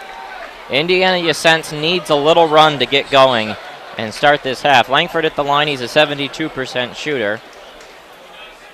He'll get one free throw. And he missed that one. Matthews, his 9th rebound. Indiana trims it to 13. They got it to 13 at one point in the first half. Never could get it lower, though. We'll see if Michigan can answer with a bucket here. Teskey to Matthews. Quick screen from Teskey, and now we're going to get a foul called on Justin Smith of the Hoosiers. That'll be his third. And Indiana already getting into foul trouble. That'll be 10 across their whole team. But it's really concentrated. Michigan's got 2 on a lot of players. Indiana now has 3 on Langford and 3 on Smith. Simpson with the ball out of the inbound, 15 on the shot clock. Matthews to Iggy. Iggy gets a little screen from Teskey. He's in some trouble. Trying to work on Juwan Morgan. Baseline in trouble. Flips up a weird shot. Rebound Romeo Langford. And they throw it up to Al Durham. Poole watching him. They go inside Juwan Morgan. Working on Teskey. Spin move. Flips it up. And it goes. Indiana, a quick little start to the second half here. A 4-0 run. The crowd getting loud, trying to get their team back into this contest. And for good reason. This game hasn't been this close since about the 12-minute mark of the first half. Poole gets a screen from Teskey. Flips. Brzdakis wide open from 3. Bingo! That's a huge shot from Iggy. A 14-point lead restored for the Wolverines as Brzdakis delivers a dagger. He's got 15 in this contest. Al Durham over to Finnessy. Finnessy really struggled in that first half. We've seen Indiana very quick to try to get it to their playmakers. Instead, it's Smith inside, and he goes easy to the rack. You could see there that Brzdakis very scared of drawing that third foul and let him off easy for the lay-in. 12-point in Michigan edge, 36-24. But the Hoosiers have started strong in the second half. Simpson gonna dribble, kick. Brzdakis into the key. Flips, Poole, corner 3, off the mark. Rebound, Indiana. The Hoosier fans trying to will their team back into this contest. Finnessy for Morgan, flips it up, yes! Indiana cuts it to within 10. And with Jordan Poole continuing to struggle from any sort of range, Brzdakis will have to continue to play scared and to try to avoid another foul. Should he get 3, Michigan will really be in trouble here, and the crowd is back in it. 10-point ball game, and Assembly Hall is rocking right now. There were a few fans who left at halftime after a disappointing first half, mostly in the student section, but they're back in it right now, and it's been a slow game. 10 points will be a lot to cover. It won't just disappear like it did at the end of that Michigan-Minnesota game. But Michigan, who got off to such a fantastic start, this game is far from over, and they're going to have to play better if they want to put this one away before the waiting moments. Well, there's just not a lot of offensive movement right now for the Wolverines, and you can see a bit of timidity defensively for the Wolverines. Brzdakis really scared of taking that foul, and Indiana all game has been very good at denying Michigan drives. Wolverines have been at their best when they're shooting from the outside and knocking in shots. They've really struggled here down the stretch, and most notably, they relied on Brzdakis. And Brzdakis, just 2 possessions ago, had a bad series there where he just went iso ball and would not look for a teammate. He got himself in trouble, much like in the final 2 possessions to end the Minnesota game. Got bailed out by a rebound from Charles Matthews at the end of that. But Michigan needs someone else to score, and they're going to need Brzdakis to be able to find someone he can rely on. Poole 0 for 2 to start this half. Yep. Not shooting well today, hasn't shot well since the Northwestern game. It'll be interesting to see who else here from the Wolverines steps up. Livers, as we discussed many times, just had a tragic first half. Well, he wasn't out there on that little series. Matthews, we should state the foul trouble situation. Matthews 2, Brzdakis 2, Teskey 2. And those are the guys who are guarding the wings and the interior. And they're letting easy drives right now for Indiana and not really contesting at the rim, which has allowed Indiana to score inside. Hoosiers now up to 31% from the field, but Michigan now at 42% after starting close to 60%. And this is the tough road environment. Assembly Hall is a brutally tough place to play, and it was never going to be easy. You always knew if Indiana got a quick start to the half that the crowd was going to come alive, and indeed that's what's happened so far. And while Michigan has only lost the first 2.5 minutes of this half by 5 points, they've made one basket compared to Indiana's 4, that one basket being a pretty deep three-pointer where Brazdeikis was left wide open. If these teams continue to play the way they have been, it's going to get ugly for Michigan. Well, and you look at this Indiana team, and you say it's a team that now is to 12-7. The Big Ten's a good conference, so they can weather some losses, but they have to stop the bleeding at some point. In a lot of ways, it mirrors the Wisconsin game from last Saturday in a desperate team in need of a signature win, because there aren't a ton of elite Big Ten teams, really just Michigan and Michigan State. And both those teams do come to Bloomington. MSU will be here in late March, but there's just not going to be a lot of opportunities for Indiana to get a signature win. Michigan out of the timeout is fouled by Al Durham. Jordan Poole draws the foul. And Assembly Hall here was ready to erupt when Poole got the ball stripped from him. It goes down as a foul, just the second of the half, I believe, against the Hoosiers. Well, the arm and the whistle went up, and the whistle blew way before Durham even got his hand on the ball. That foul was called very, very quickly and was the right call. Durham was in his hip. Simpson gets a little screen from Teskey, goes inside, tries to flip it up to the big man, who lays it up off the mark, but a foul called. And that was a very sloppy pass. Yeah. Someone got a hand on there, and Teskey made a great move to even recover that. Could not finish, however, and that's going to be a good result for Indiana as John Teskey goes to the line rather than slams the dunk home. It's going to be Rob Finnessy picking up that foul. That's only his second. Indiana's fine in that regard. Teskey at the stripe. Rattles the first one home. He's been a shaky free throw shooter this year for the Wolverines at just 54%. He's got a second one coming. Michigan 37, Indiana 26.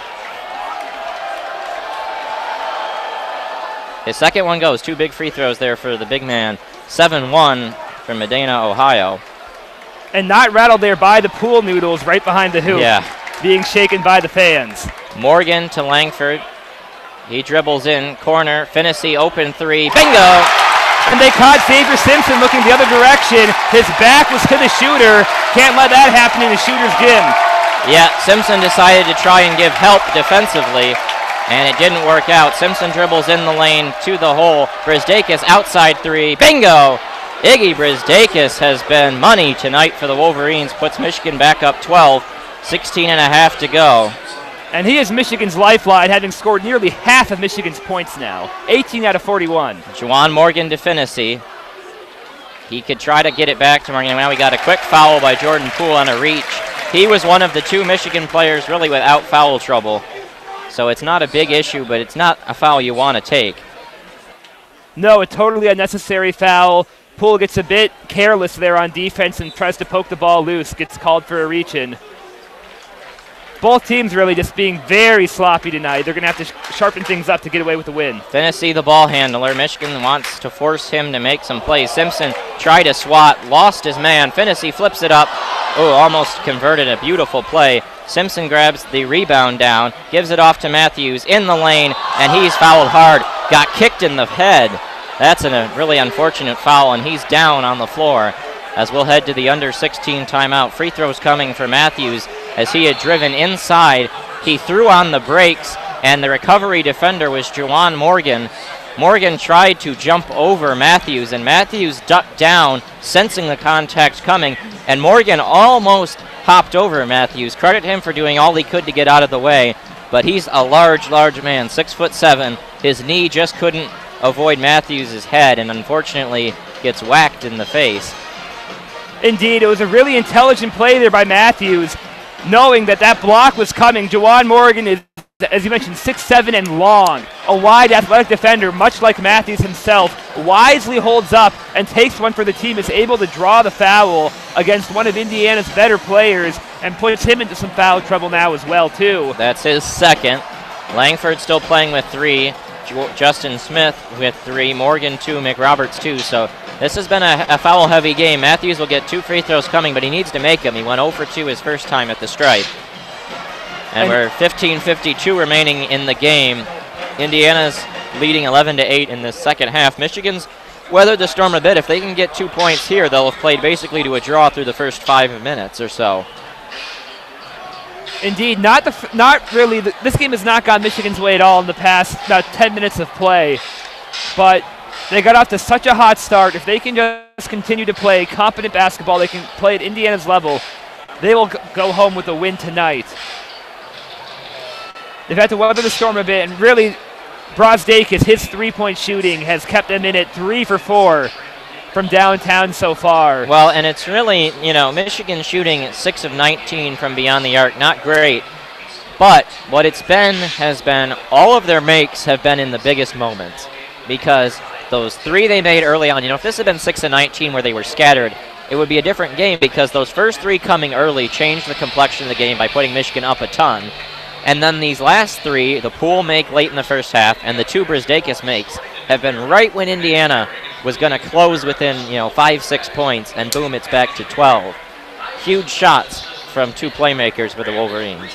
And this second half has been a whole different ball game. Both offenses looking better, especially Indiana. Had Indiana kept playing it the way they entered this half, right now Michigan at 41 might be comfortable. Yeah. Being up by 12 points with effectively 16 minutes to go, they could be thinking it might only take a couple more baskets to win this game.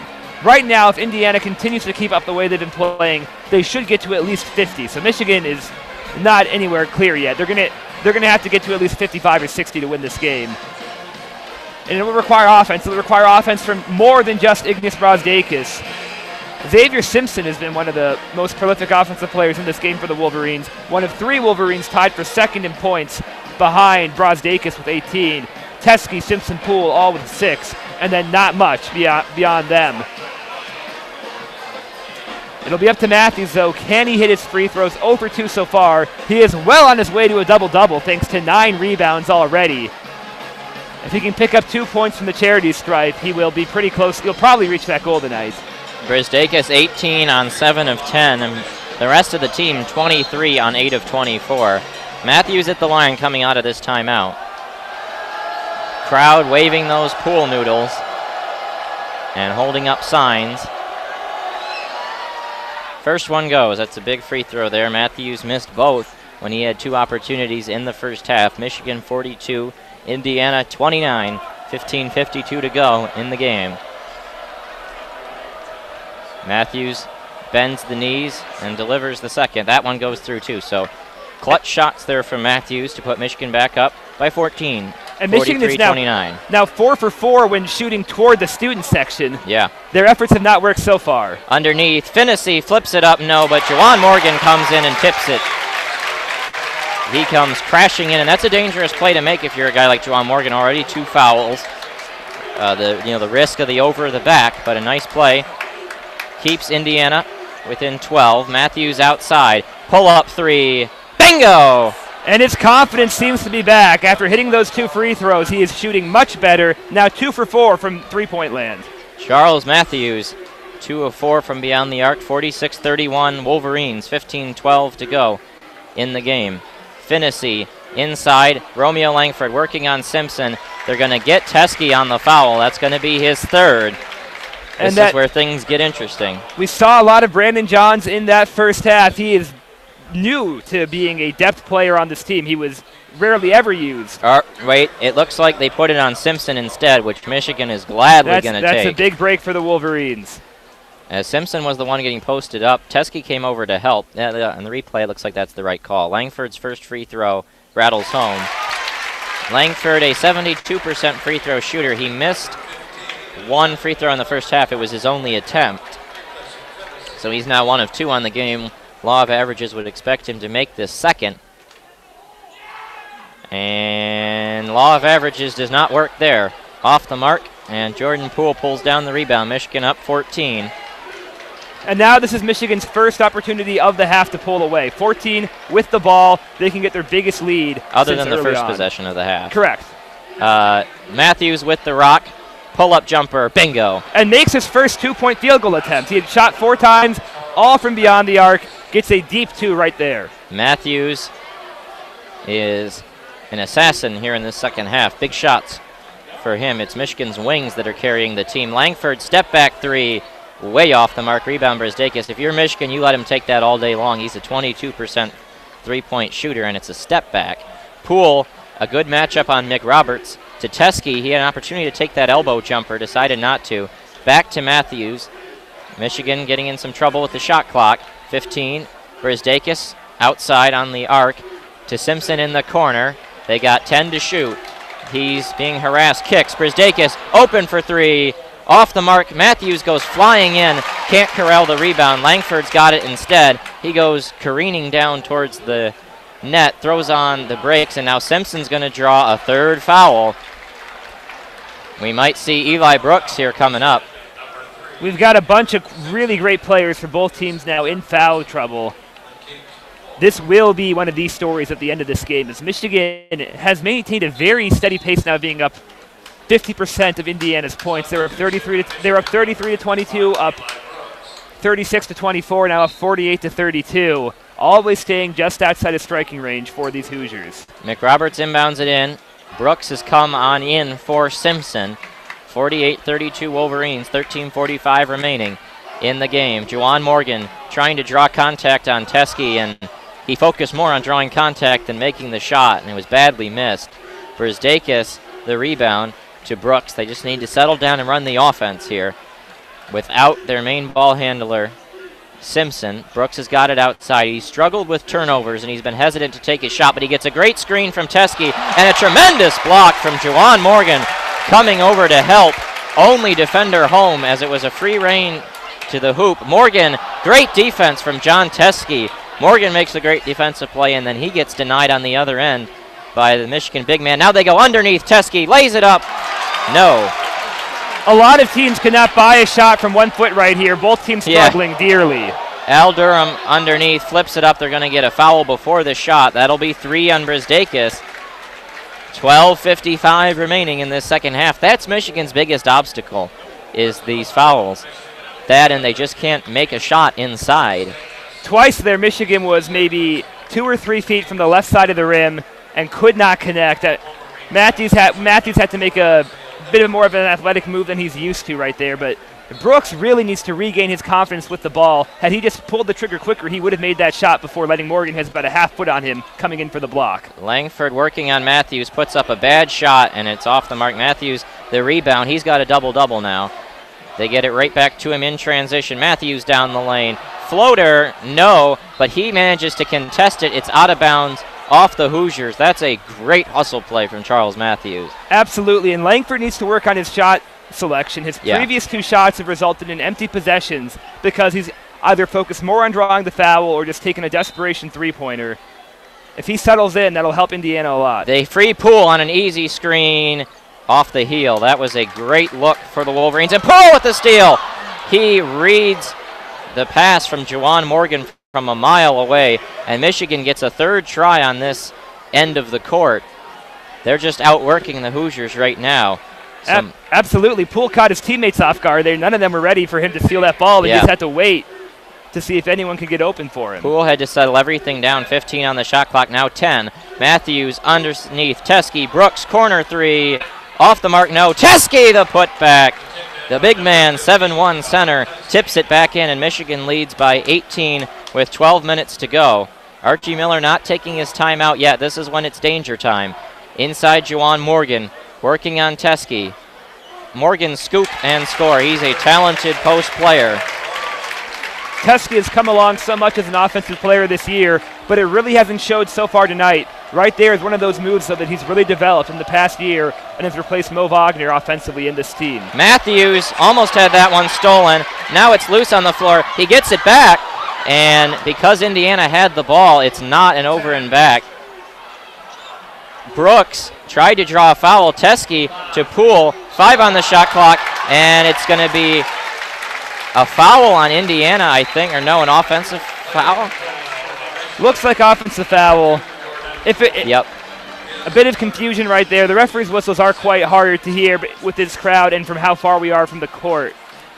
So here we go. Simpson 3, Brzdakis 3, Poole 3. 11:20 to go. Michigan up 16. I mean, this half, Michigan's outscored Indiana by 1. If you go all the way back to when it was 17-0, Indiana, in all that time of basketball, has shaved 1 point off the Michigan edge. When these two teams are playing, Michigan's the better team. They're going to win this game if they can keep their players on the court, but that's a bad foul to take by Poole. Now, it was 5 on the shot clock, but still, you'd rather have him chuck a bad 3 than to take that foul. Indeed, he really needs anything to get back into his groove. It looks like confidence has really impacted a lot of the Michigan shooters right now. Matthews has looked like a whole new player since hitting those 2 clutch free throws back when this game was tightening up a bit. In the meantime, Poole, Brooks, and to a lesser extent Simpson have not really been on tonight, and I think that's affected their play. I got a good tweet that I just found from Brian Cook of MGO Blog. He says, offense isn't ugly until someone gets an open shot at the rim. That's been the story for Michigan in this second half. They've made almost all their outside looks. Can't finish inside. You know, you feel like if Michigan made a few of their layups, they'd be up 25. Instead, they're up 16. Still in control. They just need to put it away. Indeed, it's been almost an inside-out offense right now for these Wolverines. Struggling mightily from anything in the paint, but looking good from the perimeter or just up top the key. And so far, at least some sort of shot has been falling, and that is giving the Wolverines a comfortable lead in this one. And we have to give the defense credit because, you know, when in the very start of this half, it looked like the defense was scared of foul trouble, was turtling a little bit. Now they've, you know, evened things back out, and Indiana as a team is still only shooting 32%. And as is the character of these Wolverines, running Indiana off the three-point line, only 12 attempts from beyond the arc for the Hoosiers compared to 23 for Michigan.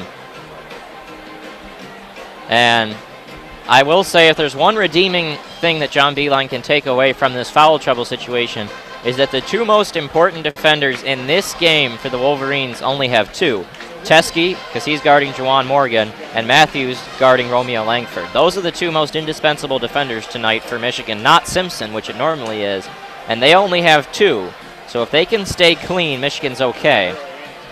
Now, he's only played 16 of a possible 29.5 minutes.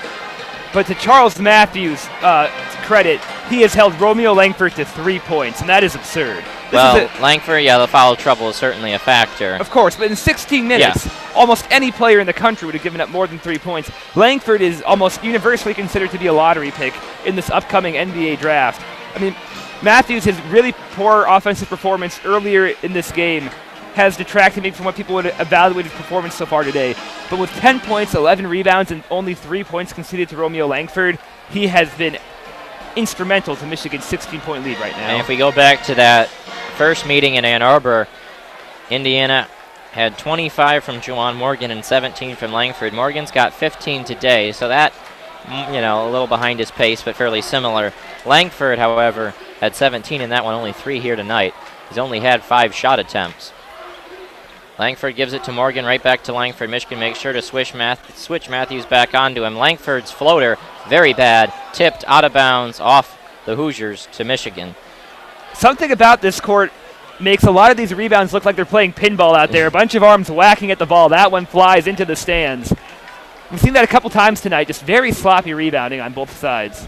Jordan Poole dribbles it up, pick and pop. Teskey decides not to take it. They go Matthews down low, almost lost it. Kicks, Livers off a screen. He's open from beyond the arc. And finally, Isaiah Livers connects from beyond the arc. 53-34. Michigan, a 19-point lead, is their largest lead of the game, snapping a 1-for-7 cold streak on field goals. Finney, open 3 for Justin Smith, and he hits it. And that's one Michigan's okay to give back, because Justin Smith is a 27% three-point shooter. They've been leaving him open all night long, and they'll let him make one. In exchange, really, for the defensive flexibility he gives the Wolverines by being a non-entity from beyond the arc. Matthews in the lane. His floater not able to go. Approaching the halfway point of this second half, Michigan leads by 16. They were up by 15 at the half. Smith outside, guarded by Poole. He goes inside. Poole not going to go after him, and he lays it in, cuts the lead back down to 14 with 9:55 remaining. And that might have been a ball that Poole more aggressively pursues had he not been in foul trouble right there. And that's the smart thing. When you're 3 fouls, you just got to let them score there. Especially with a 16-point lead. Brooks still on the court, spelling Simpson.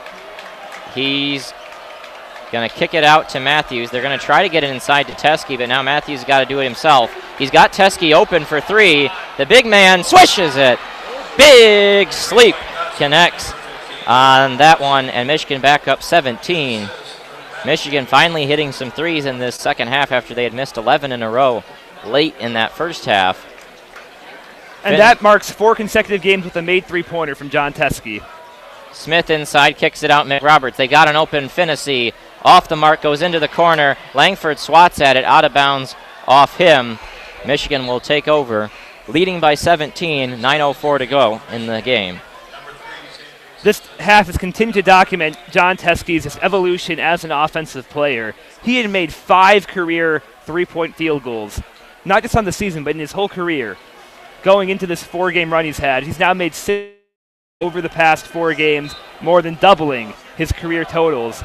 And as Michigan continues to develop more consistent offensive players, that will make them even a more difficult out come March. Xavier Simpson dribbles the ball up. Michigan continuing to compensate for that foul trouble. They put Simpson on the court after he had been off for a while, but they keep Eli Brooks on. They have to put him in place of Poole, and Simpson has it stolen. Nice takeaway there by the Hoosiers. Juwan Morgan to Langford baseline, and good defense from Brisdakis, but he's going to let him take that shot and converts it. 56-41. Again, he's not going to swat with 3 fouls, having just come back onto the court in exchange for Matthews. Teskey delivers, 56-41 Wolverines, 8:20 remaining.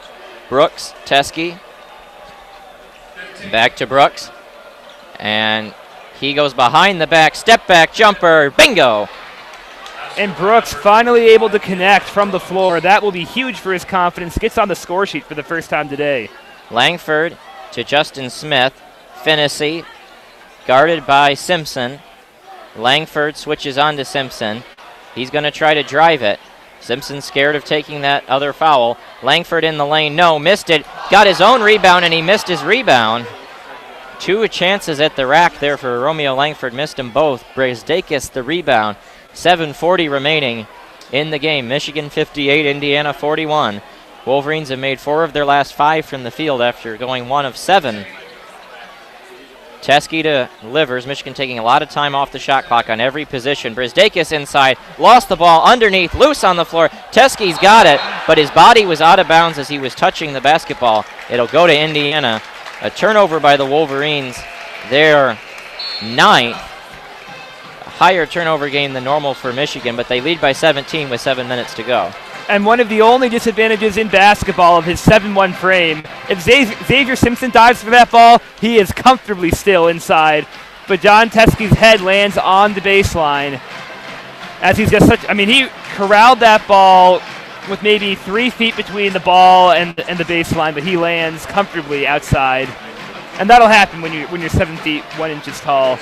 Ultimately, not a big deal for the Wolverines, who lead by 17 here and have kind of slowed down this offense, slowed down this game, and really trapped Indiana, who is going to need an offensive explosion to tie this one up. If Michigan can close out this win, they will have rectified the 2 things that plagued them against Minnesota. It was a slow start against the Gophers, and then a disastrous finish to the game outside of the game winner, where they did not score for nearly 6 minutes there at the end.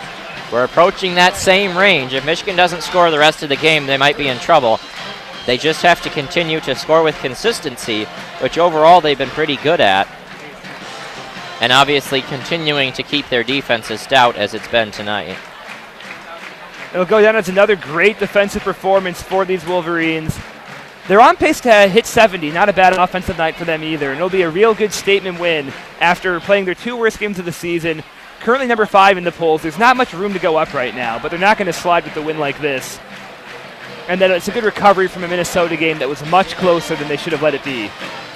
They're entering really one of their tougher stretches of the season. Will host rival Ohio State on Tuesday, and then they've got a difficult road stretch at number 19 Iowa, and then at a Rutgers team that's beat a couple of quality Big Ten opponents in Piscataway. I'm a bit skeptical of Iowa as a whole, but that's in general. Ohio State is like Indiana. They are really scuffling. Michigan would love to give them another spank on the Behooties and get that win. Both teams are 0-5 in their last 5 games. Yeah, so. Michigan's next 2 opponents, including Indiana tonight. Iowa hosted MSU last night. They were leading at the half and actually up 8 at like the 16-minute remaining mark, and then just collapsed. Did not score more than, I think, like 10 points the rest of the game. It was just a titanic collapse. Michigan State had a 22-4 run at one point and easily won that one. MSU's playing great basketball. And in the absence of Josh Langford, who my theory is that they may actually be a better team without him because of the way Winston has taken over that team. I mean, you know, in the past it was, who was it, Langford, Winston. Winston has taken over the team. The entire team runs through him, and he is the best player in the conference right now, just the way he's playing. He won't face an elite defender until the clash of the Titans with Simpson at Chrysler Center in late February. And that's a great point right there. Their team that really was a disappointment last year left the tournament way before they had any right to. They had a lot of men on offense, so they could have gone to them. There was the guy with Jaren Jackson Jr. being a top 5 pick in the NBA I mean, he draft. didn't play a whole lot. They relied on Bridges a lot, but Bridges is not a guy who's going to, create a lot of offense. He wasn't a great three-point shooter. He was a decent one. He could go in the post, but not a ton. And with Winston, his skilled passing, his lights-out shooting from beyond the arc, he's a baller, an absolute, tremendous player. And right now, I mean, to me, the 5 best teams in college basketball, Virginia, Duke, Tennessee, Michigan, and Michigan State, which means those 2 interstate rivalries are going to be gigantic. And if Michigan doesn't want to lose any more ground in the Big Ten standings, they cannot afford any more slip-ups. Yeah. It'll be a while before we see Michigan State get a couple losses. They will be here in Indiana later in the season. Back out of the timeout, Justin Smith with the ball for the Hoosiers. 7 minutes.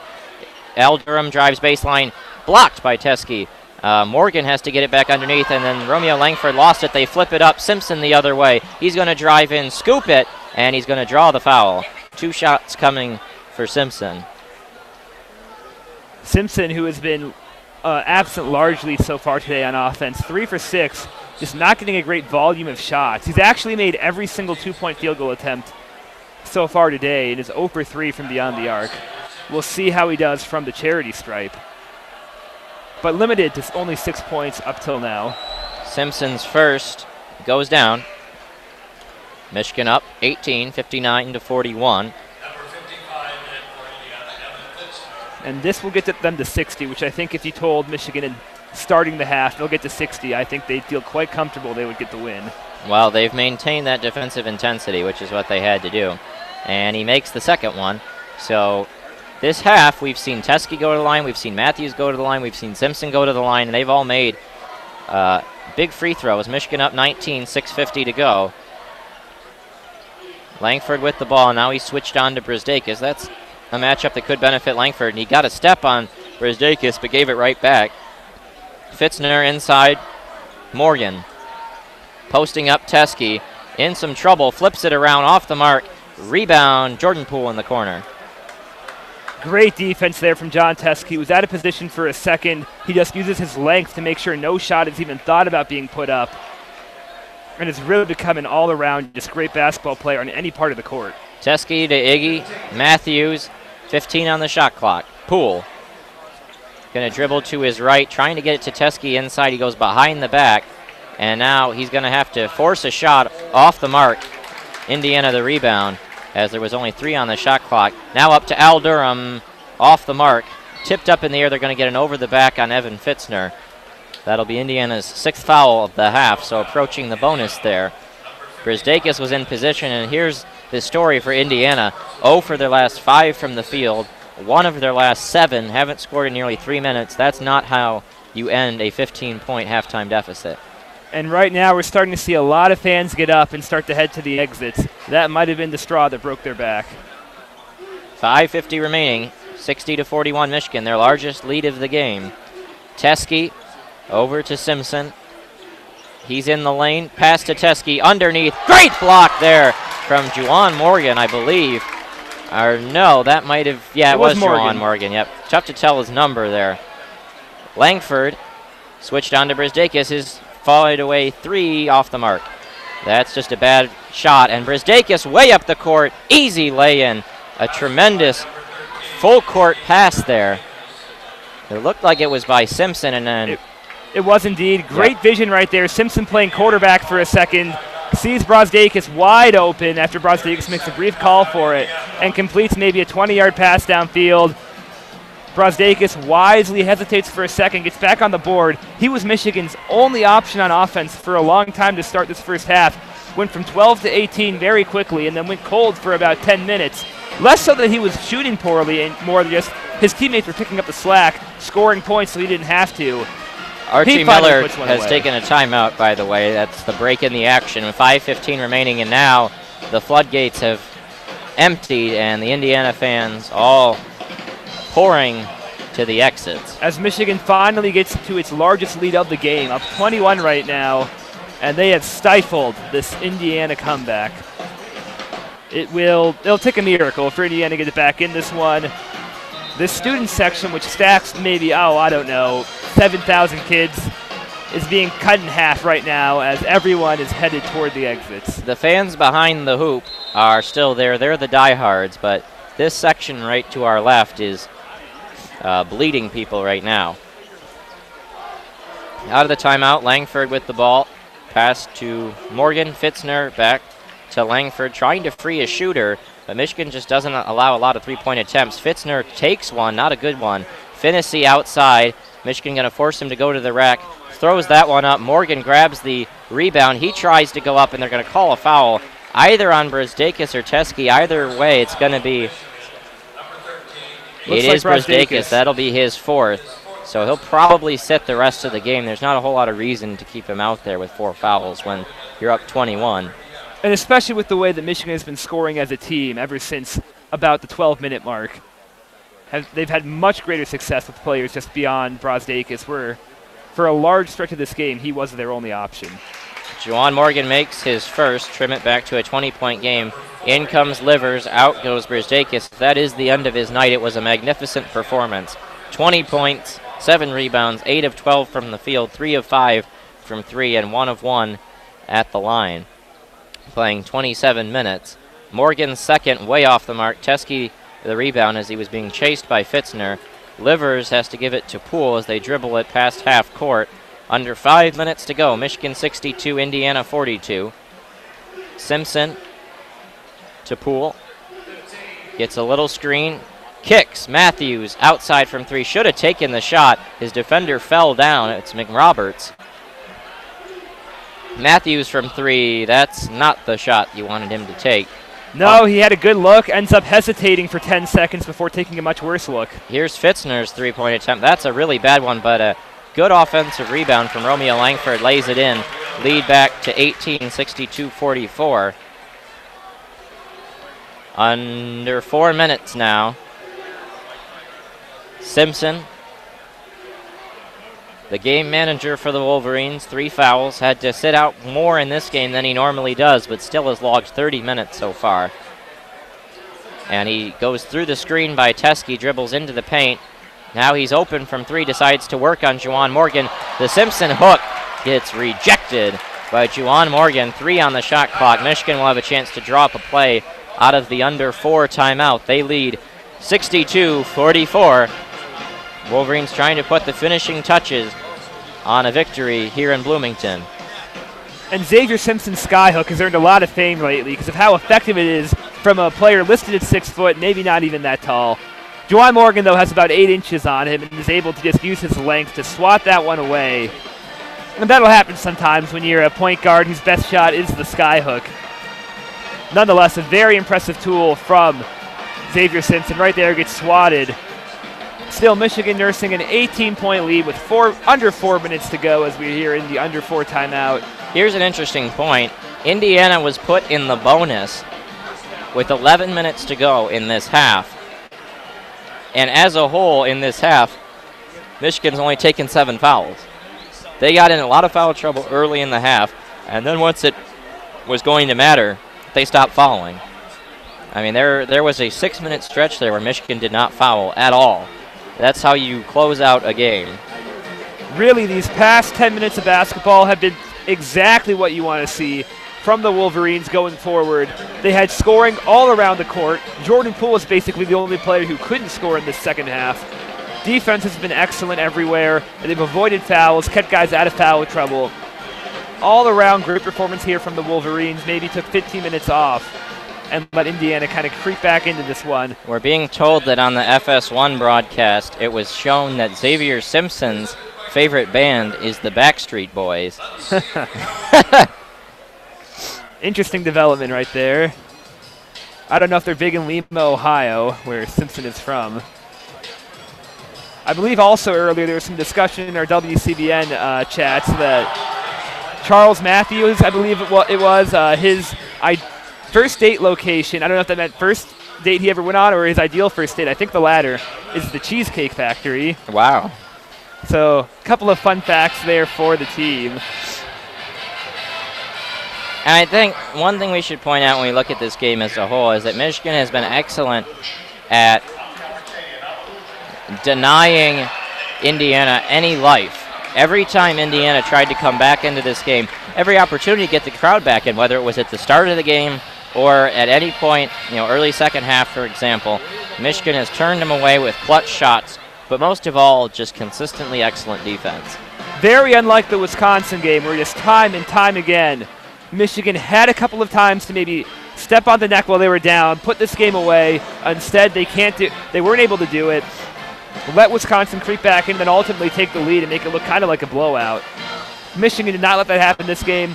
In Minnesota, once they finally took the lead, they didn't quite finish the job. Here, Michigan finishes the job. They will improve to 18-1, barring any funny business. Well, there was a stretch during those break games when there was talk that the Wolverines were starting to struggle a bit more defensively, but they've really ironed out these defensive issues because they gave up just 57 to Minnesota, 64 to Wisconsin, 60 to Northwestern. And then tonight, 44 through 36 minutes to Indiana. This has been an excellent defensive stretch by the Wolverines. Matthews had to get the shot off to beat the shot clock, and it rims out. Indiana the rebound to Al Durham. He goes galloping towards the rim. Easy lay-in, and he missed it. I don't even think he hit rim on that.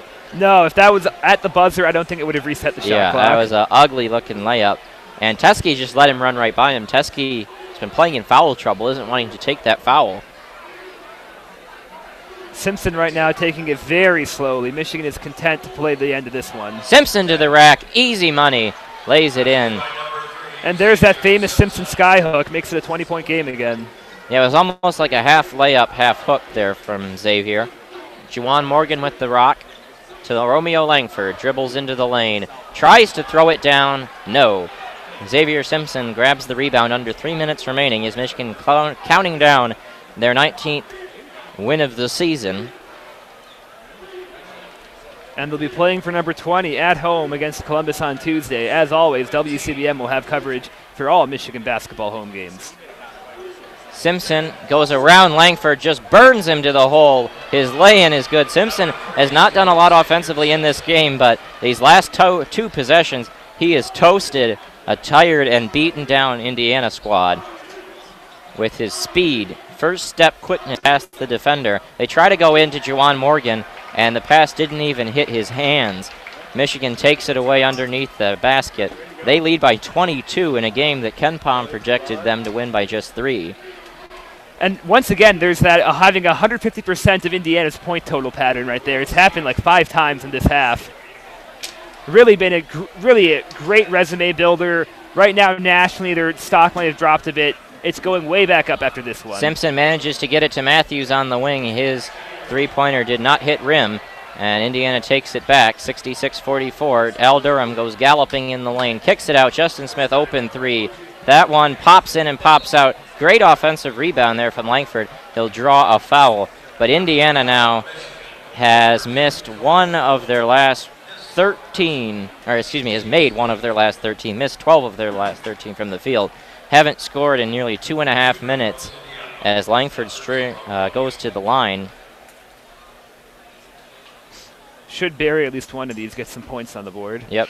They snap that scoring drought, but that's only 8 points for Langford when he had 17 the first time, and Morgan sitting at 16 when he had 25 the first time these two teams met. So Michigan much better at solving the two big guns for the Hoosiers. Langford makes them both. Now we're going to get Demezi Anderson back into the game. Langford will go to the bench. Credit Langford for picking up 3 fouls in the first 6 minutes and then not fouling the rest of the game. He did a good job to keep himself on the court in the second half, but Charles Matthews was stout defensively tonight. And with 90 seconds remaining, Michigan's going to call a timeout. I think John Beeline's going to put the backups in. It would appear so. It definitely was the end of Brosdakis' night. Got a couple of congratulatory words from assistant coach Luke Yaklich and then some from John Beeline at the end right there. He hasn't put his sweatpants on quite yet, but I think he's done for the night. The offense looked okay without him. Xavier Simpson looked very good in Brosdakis' absence. And right now, Jordan Poole is 5th for Michigan in scoring, and he's not really he's quite behind everyone else. The fourth is Matthews with 10 points. I don't know when the last time Jordan Poole was 5th for the Wolverines in scoring or worse in consecutive games, but being held to 3 points against Minnesota, he has been out of his rhythm. But despite that, the Wolverines are 2-0 in that stretch. If he comes on, Michigan will be a very difficult team to play should everyone else keep playing at the level they have. So here we go. Michigan has inserted the backups in. It's DeJulius, Nunez, Johns, Austin Davis, and I think C.J. Baird. Indeed, that's Baird at the far end of the corner. DeJulius trying to get screens from Austin Davis. Nothing coming. Nunez with 5 on the shot clock shoots from way downtown and swishes it for a 30-footer. Gives Michigan their largest lead of the game with a nice 23-point lead, 46-69. That one was from Fort Wayne, folks, way outside. Al Durham misses that shot. Rebound by Brandon Johns. A minute to go. DeJulius gets it to Baird. 45 seconds remaining in this game. DeJulius, the talented freshman, gets a little screen from Davis. Crosses over on Demezi Anderson. Inside, kicks to Brandon Johns. He's in trouble. Gets it back to DeJulius. Open three. Did not hit rim. Goes out of bounds off Austin Davis. And that one was way overshot. Yeah. Johns made a great move to get DeJulius some room there. But just, first shot of the night, not really calibrated yet. Well, it should be noted on that Nunez shot is that he's really struggled this season when he's gotten to play. But he's a guy who just very recently, Isaiah Livers was quoted as saying that Nunez has the best pure shot on the team. He came to the program as an unheralded recruit, but pretty much the only thing on his scouting report was that he's a shooter. And 5 scores in a regulation game. Fitzner, that 3 way off the mark. Austin Davis, the rebound, gets it to C.J. Baird. 18 seconds remaining. Michigan doesn't have to shoot, and I don't think they will. As Nunez comes off, too, after getting his 3 points, and that should do it here. Michigan winning by 23, it looks like. Luke Wilson just has to hold the ball for the final 4 seconds. Flips it over to DeJulius. The horn sounds. And with that, our final score, Michigan 69, Indiana 46. And this has been the best Michigan basketball performance in quite some time. They've won by 20 or more a couple of times, but those were at home in this last stretch. Might be their best game since UNC or Purdue. An absolutely dominant defensive performance, holding Indiana to just 28% from the field on 58 attempts. Indiana goes 3 of 20 from beyond the arc, 15%. 11 of 20 at the free throw line. Michigan forces 9 turnovers from the Hoosiers, battles foul trouble, and holds Indiana to 0 field goals in the final 4 minutes of the game. 1 of the last 15 from the field for Indiana. They scored just 18 in the first half and 28 in the second. It was an excellent day for the Wolverines all around, really. No one had a bad day beside Jordan Poole. Everyone did what they're typically asked of to do, and then a lot did more. Really hard to find any nitpicks here against these Wolverines. Brosdakis was tremendous, finally snapping what had been a rough stretch for him. 20 points on 8 of 12 from the field, 3 of 5 from beyond the arc. Simpson, 12 points on 5 of 9 from the field, including 5 of 6 on 2s. Matthews was a rough 3 of 10 from the field, but he had a double-double, 10 points, 11 rebounds, 2 huge shots in the early second half to stifle Indiana's rush, and most importantly, stellar defense on Romeo Langford.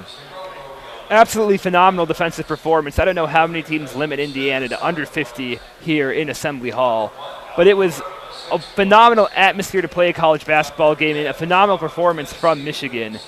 Really a great trip here down to Southern Indiana that I've enjoyed a lot. Nebraska held Indiana to 51 a few weeks back, and Michigan does even more to destroy Indiana here tonight. The crowd, a sellout, 17,400 is what was just announced.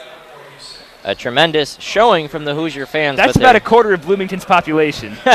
But their team was just unable to follow it up here tonight. Indiana now has dropped to 3-6 in Big Ten play, 0 for their last 6 on a 6-game losing streak.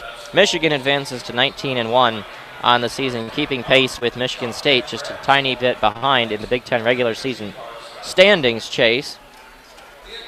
And continues to bolster their resume for a 1 seed. After sliding to Wisconsin right now, they're on the bubble right now for that 1 seed line behind maybe Duke, Virginia, and then a couple of teams in contention.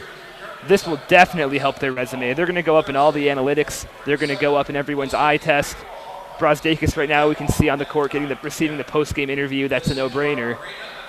Well, they were projected to win 66-63 by KenPom. This was a much more resounding win than what was perhaps projected. The Vegas line was Michigan by 4.5. Teskey, 11 points on 4 of 8 from the field, 3 rebounds. He was very good tonight, picked up some fouls, but he harassed Juwan Morgan. And overall, Michigan just shut down Indiana. Any last thoughts? Nothing to say beside the fact it was the performance the Wolverines wanted to showcase here on more of a national stage, FS1 Friday night. They've done a lot for themselves going forward with this win. Confidence-wise, national perception-wise, state in victory tonight for the Wolverines. Well, that just about does it for our coverage here tonight of Michigan basketball. We had a fun trip down to Bloomington, and we'll enjoy our ride back. For Lucas Vargas, Daniel Thompson, Alex Drain, final score from Bloomington, 69-46. Wolverines defeat the Hoosiers. With that, we leave you with a good night and a Go Blue.